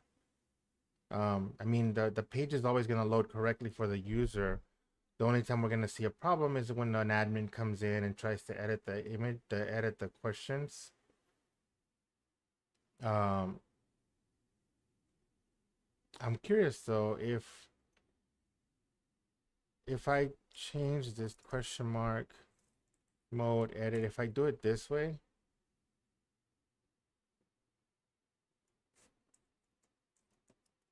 mode edit, it doesn't even edit. That's weird. But yet if I click edit this way, it does. All right, now let's take off mode from here. It works. It works. It's bizarre. So it works whenever I don't use the button here. Like if I change the URL,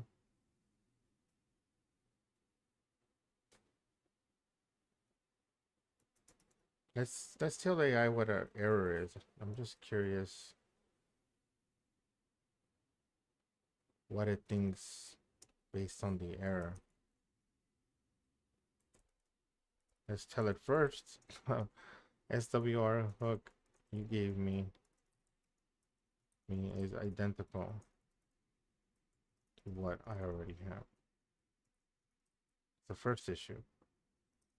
Now the error remains. Maybe this may help.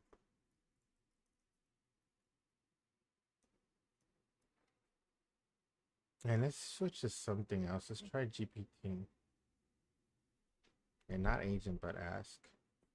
Agent, what agent will do is it'll go crazy and just start typing out code, and it could be wrong. Errors related to your SW hook or its dependencies. It means that the object returned getSP is undefined. So when you try to access the web, getSP returning undefined. This usually happens if SharePoint context setup is not initialized properly.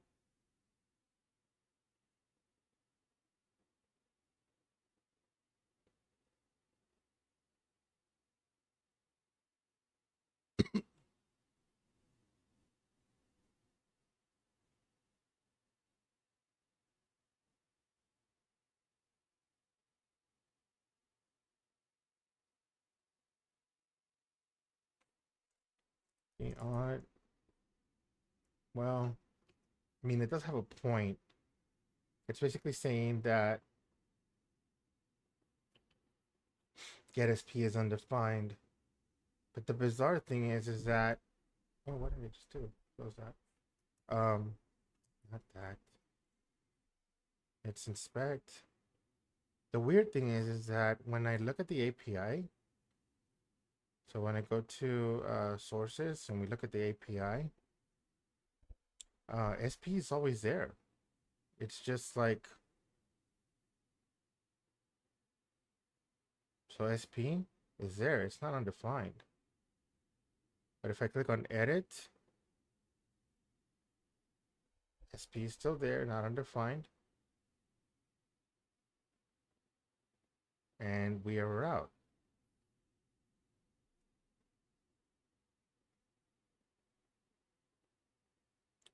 Let me take a look and see. I think the other issue may also be um, kind of where it's telling us to look. So it's telling us to look in this file, this one right here. No, not that one. And the FAQ webpart TS file. In this initialization right here, perhaps we need to do an await here and see if that does anything. You can take off this breakpoint. Okay, republish. Nope. I'm wondering if we can put in here a try catch.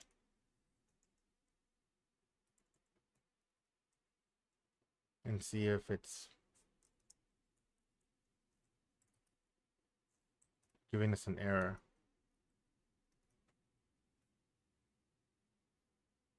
All right, edit.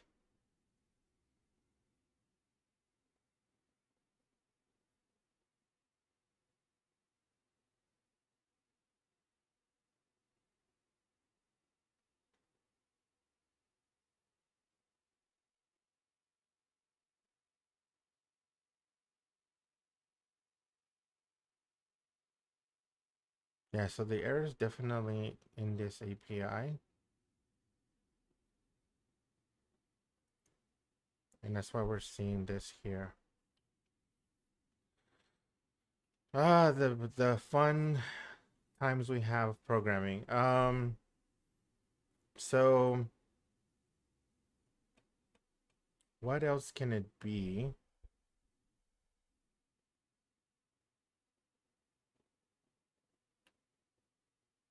Because it's definitely having an issue where maybe let's look at PMPJS one more time. In here, maybe we need to wrap this in a try catch and see if this gives us an error. Which is never a bad thing. We definitely want to always have, I mean, just like my channel says, just try catch, to just make sure we're not getting an error. Yeah, let's see.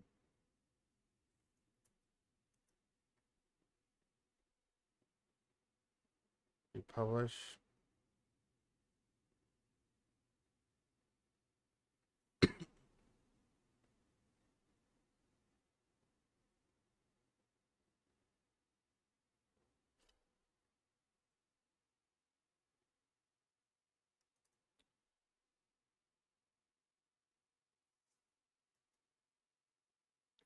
Let's go look to sources. np config. Let's see if this ever gets hit. Let's refresh it. Yeah, it should there because it's the first time the page loads. Edit. And it doesn't there. But let's refresh it. Yep, returns SP. Great.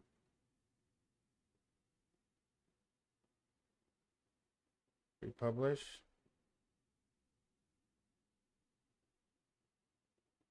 SP is there. SP is there. Web. Web.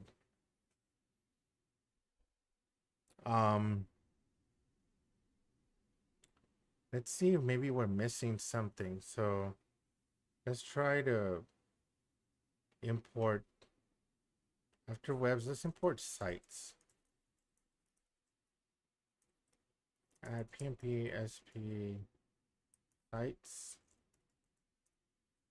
So we have web, sites, fields, list items. And even let's try batching. Maybe that's another issue that I'm having. Import the batching. See if that makes any kind of difference with the PMP configuration.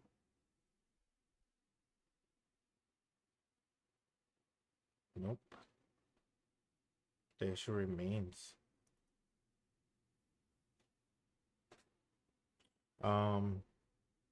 Let's go to our FAQ API and let's put some logs. Uh,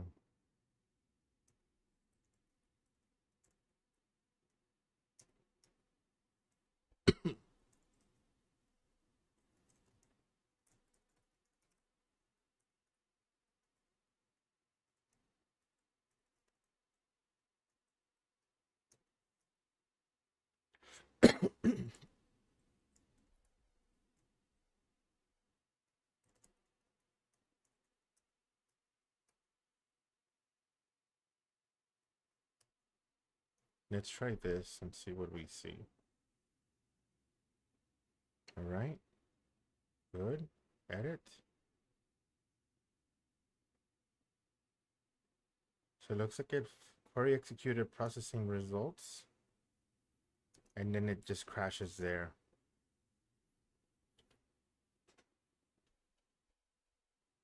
Right here. This is where it's crashing. The odd thing is that I tried to do it a different way earlier. So the way I did this earlier was I got rid of all of this. And then I just basically did a single call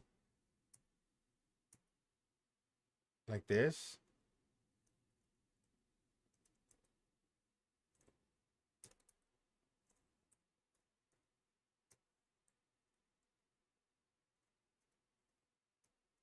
All right. Good. We can see our items. We publish. And we can't. So it's just fetching FAQ items. Let's undo this.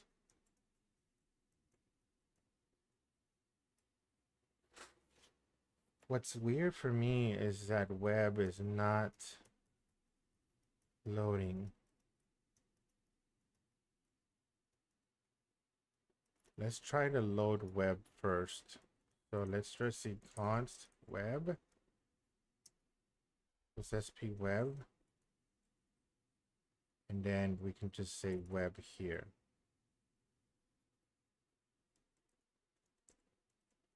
Yeah.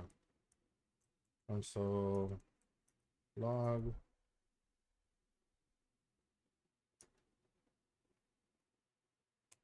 Let's try it this way.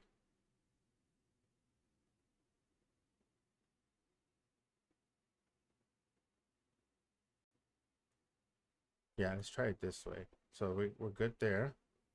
Edit.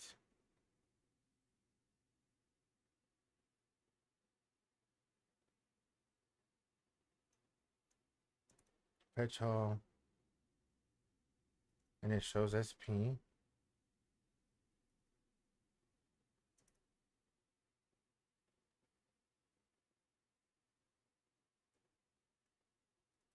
Let's see what AI gives us on this one, because even I am baffled.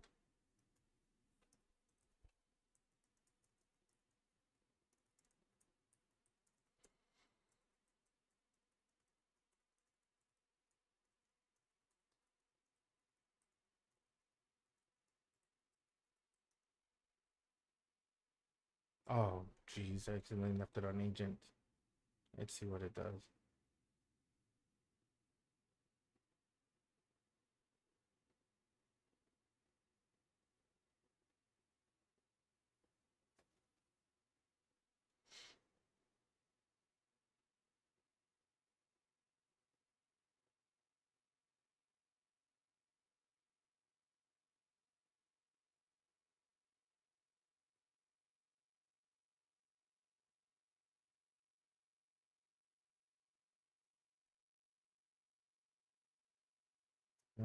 It's basically asking about the PNP version, but I am using PNP version 4. I'm using PNP version 4.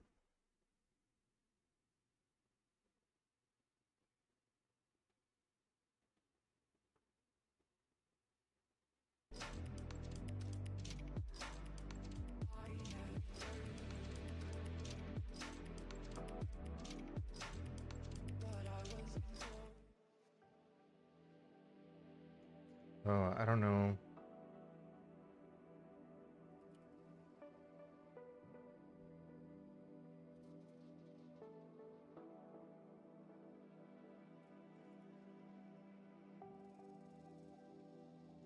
CPU. Yep.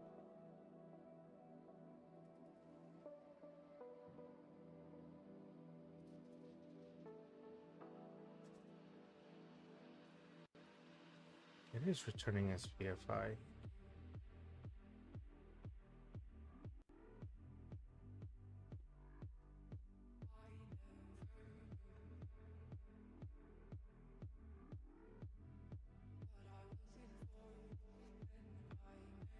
I'm curious if maybe the issue is this.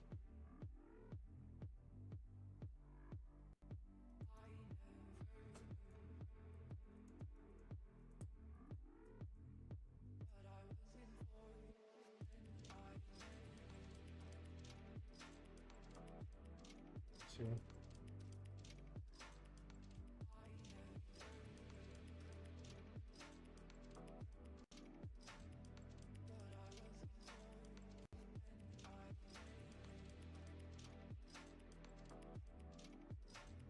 We'll give it a shot so we can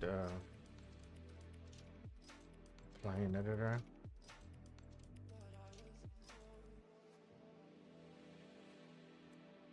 It was PJS config. Apply an editor.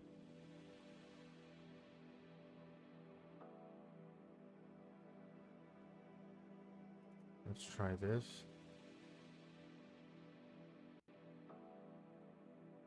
We publish. Oh. Nope.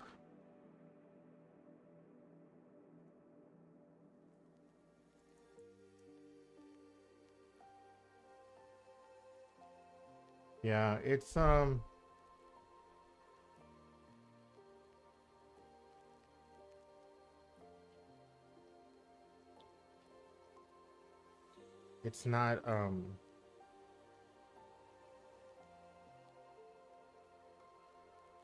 something I'm gonna give up on. Obviously, I'm gonna figure it out. There's gotta be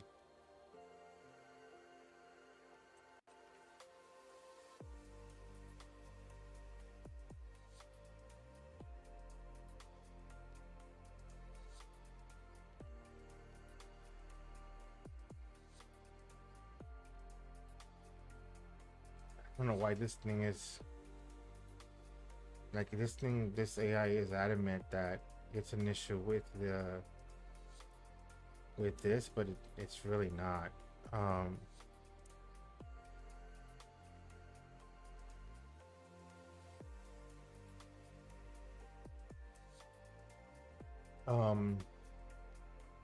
the only thing that I would suggest that we could do is in our message, in our error fallback, we can do something there. So here, this is what we're seeing that message bar. That's why it looks like this. We can have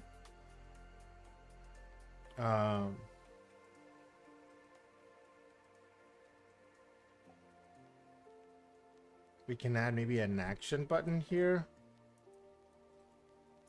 that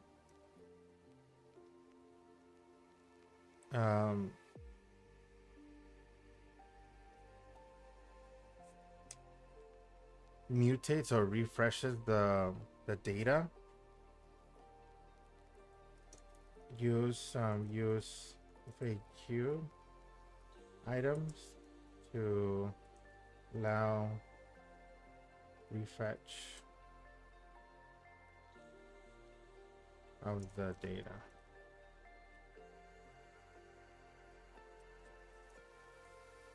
No, not that.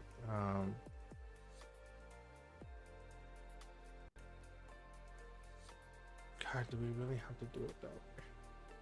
This makes a big old mess because we now have to use a dependency again. But I mean, if the case is that the dependency is not needed, So let's make sure the dependency is not needed. So let's bring up use FAQ. This, and let's get rid of it needing this, that.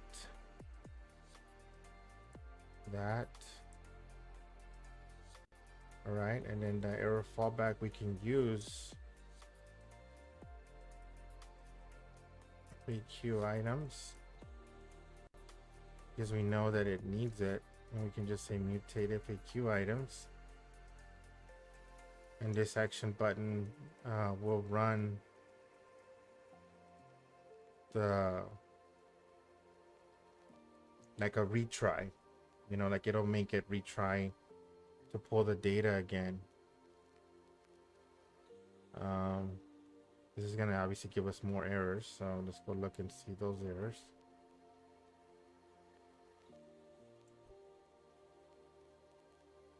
Yep, so we're gonna have 2 errors. That's because display mode's no longer needed. I mean, and if it's no longer needed, the reason being is because obviously it didn't help to put it on there. So why keep something if we're just gonna have to do this? And I don't like it. I don't like this as a fix, to be honest.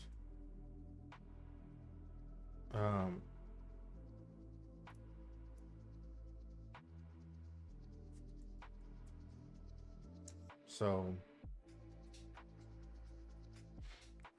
I'm gonna have to do some research to find out how I can get rid of that issue. So we republish. But now the problem is that it's not showing the error boundary.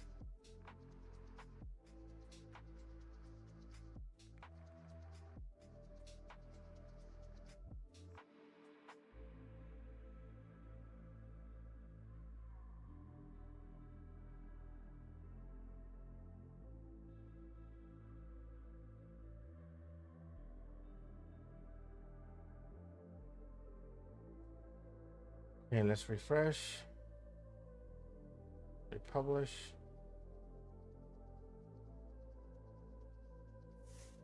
We're gonna have to do the same thing inside of here. So inside of this return statement, we're gonna have to add our action button. And we're gonna have to use a React fragment. So we use a React fragment, put our div in here, and then put our action button. On click, we can just use our mutate right here for the use FAQ items.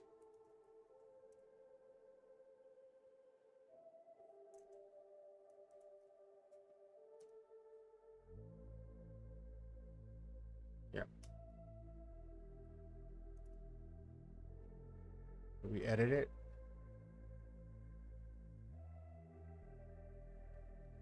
Retry is not doing anything. Ah, what is going on? Retry.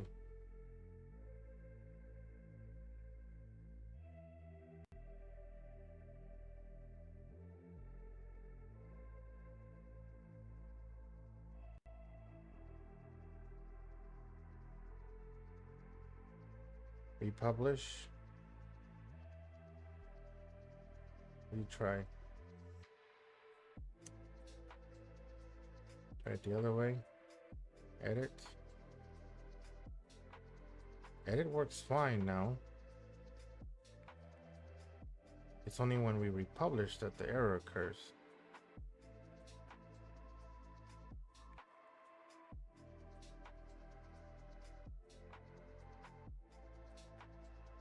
That's kind of telling though that it only does it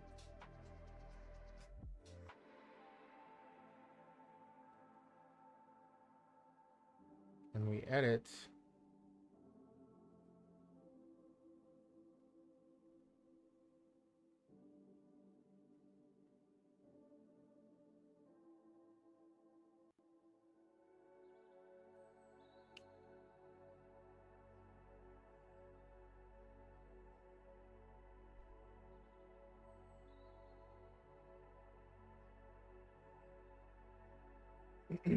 Okay.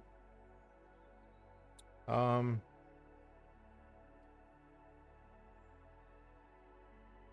Yeah, I guess that's not ideal anyway. So might as well forget doing it this way.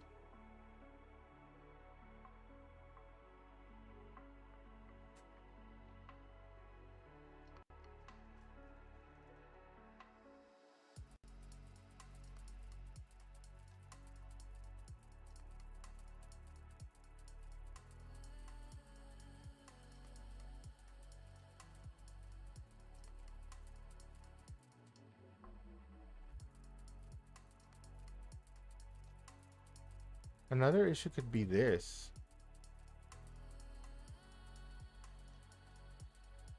So instead of doing it this way, we can inside of the default layout, we already have mutate functions.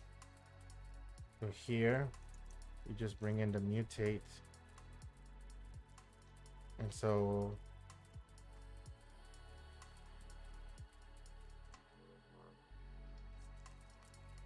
you can use this.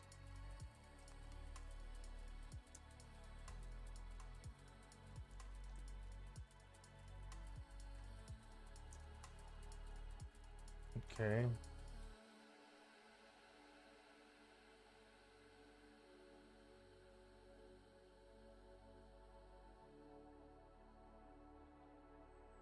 Yeah.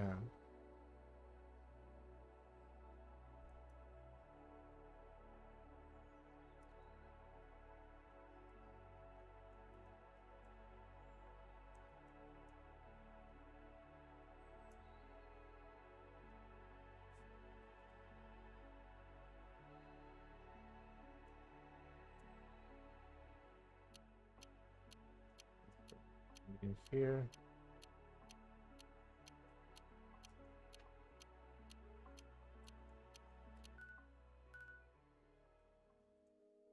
So this is going to give us errors. What else are we missing? FAQ items. So we need the array of FAQ items. And no, don't make it optional.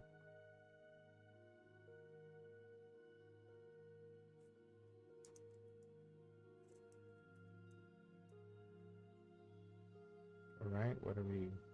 Oh yeah, we're not using the hook anymore. Get rid of that.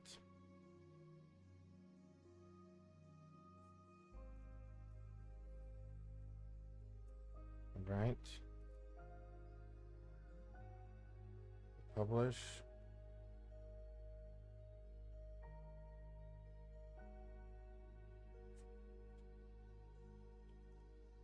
Yeah, there has to be a solution to it.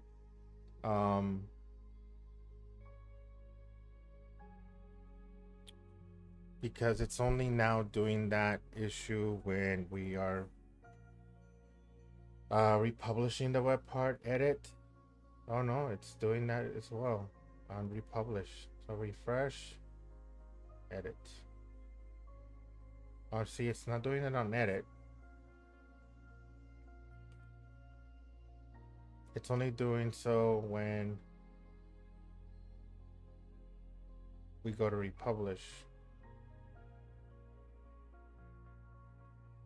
Then when we go into edit, that's so weird. It was not doing that.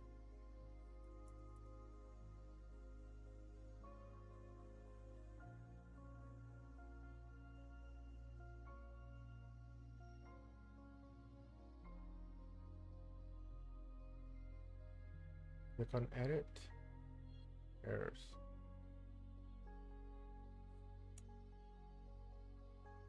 Edit. It's off and on. It's really bizarre that it's doing that. But I'm gonna do some research to find out, and tomorrow when we go and continue this, we can try to figure out why this is doing what it's doing.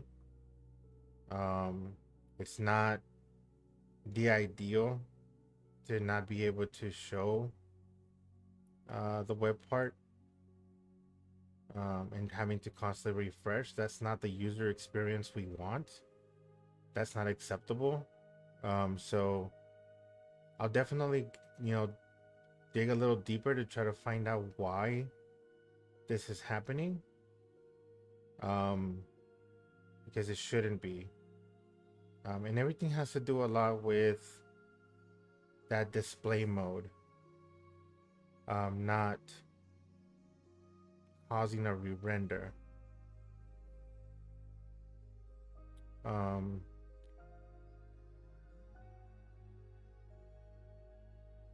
So if we look at the FAQ form, we're just using the hook. We're using our hooks for the add and edit mutations. FAQ API.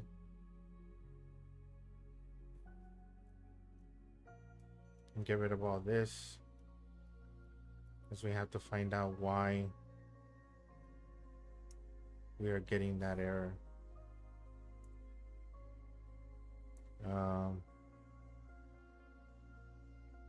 So we have our default.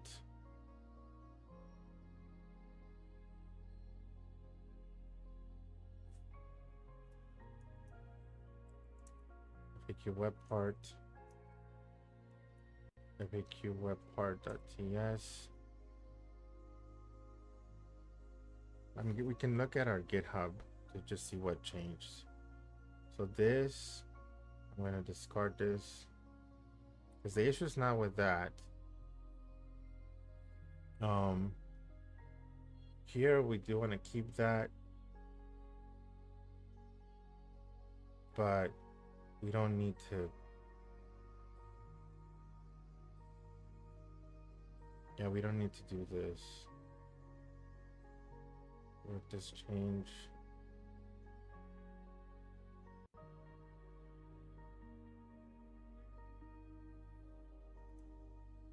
It loads fine. It's just when we go into the edit works fine. It's just when we go into republish, it doesn't work. But anyway, we've probably spent a good while trying to fix that. It's not ideal, the scenario where the user has to continuously click refresh. It's not what we want. It's certainly not what I want. So I'm gonna dig into the documentation for SharePoint to see what could be causing this error to occur, because now it's not the web error anymore. It looks like now the error is something else. But anyway, thank you for joining me. This was a lot of fun. I stream every day on Twitch and on YouTube. My hours for twitching is gonna be for being on Twitch or being on YouTube streaming. I'm gonna do so Monday through Friday from 9:30 to 11:30 Central Standard Time. And if this helps you out, leave me a comment. If you have a question, please put it in the comments, or even join me live on this. I'm gonna try to make it as fun as possible. I'm certainly having fun, but I know it's not necessarily fun to just see somebody do coding on the screen. But I'm going beyond that, right? I want to be able to share with you some of the troubleshooting process that happens whenever we come across these issues. And there's gonna be times that it's just gonna be frustrating and we're not gonna get the answer right away, but it's okay. We just take it one step at a time. That's what research and development is for, right? So now I'm gonna do a little bit of research away from the camera, and tomorrow, hopefully, when we meet before the weekend, we can have a good weekend, knowing that we fixed this issue. This is gonna be a good one, and it's now cataloged, so we can make sure that we have this fix for future scenarios, right? Because this is gonna be something that happens whenever we want to build a web part. There's going to be scenarios where we're going to depend on the display mode. So anyway, thank you for watching, and I'll see you all tomorrow. Bye-bye.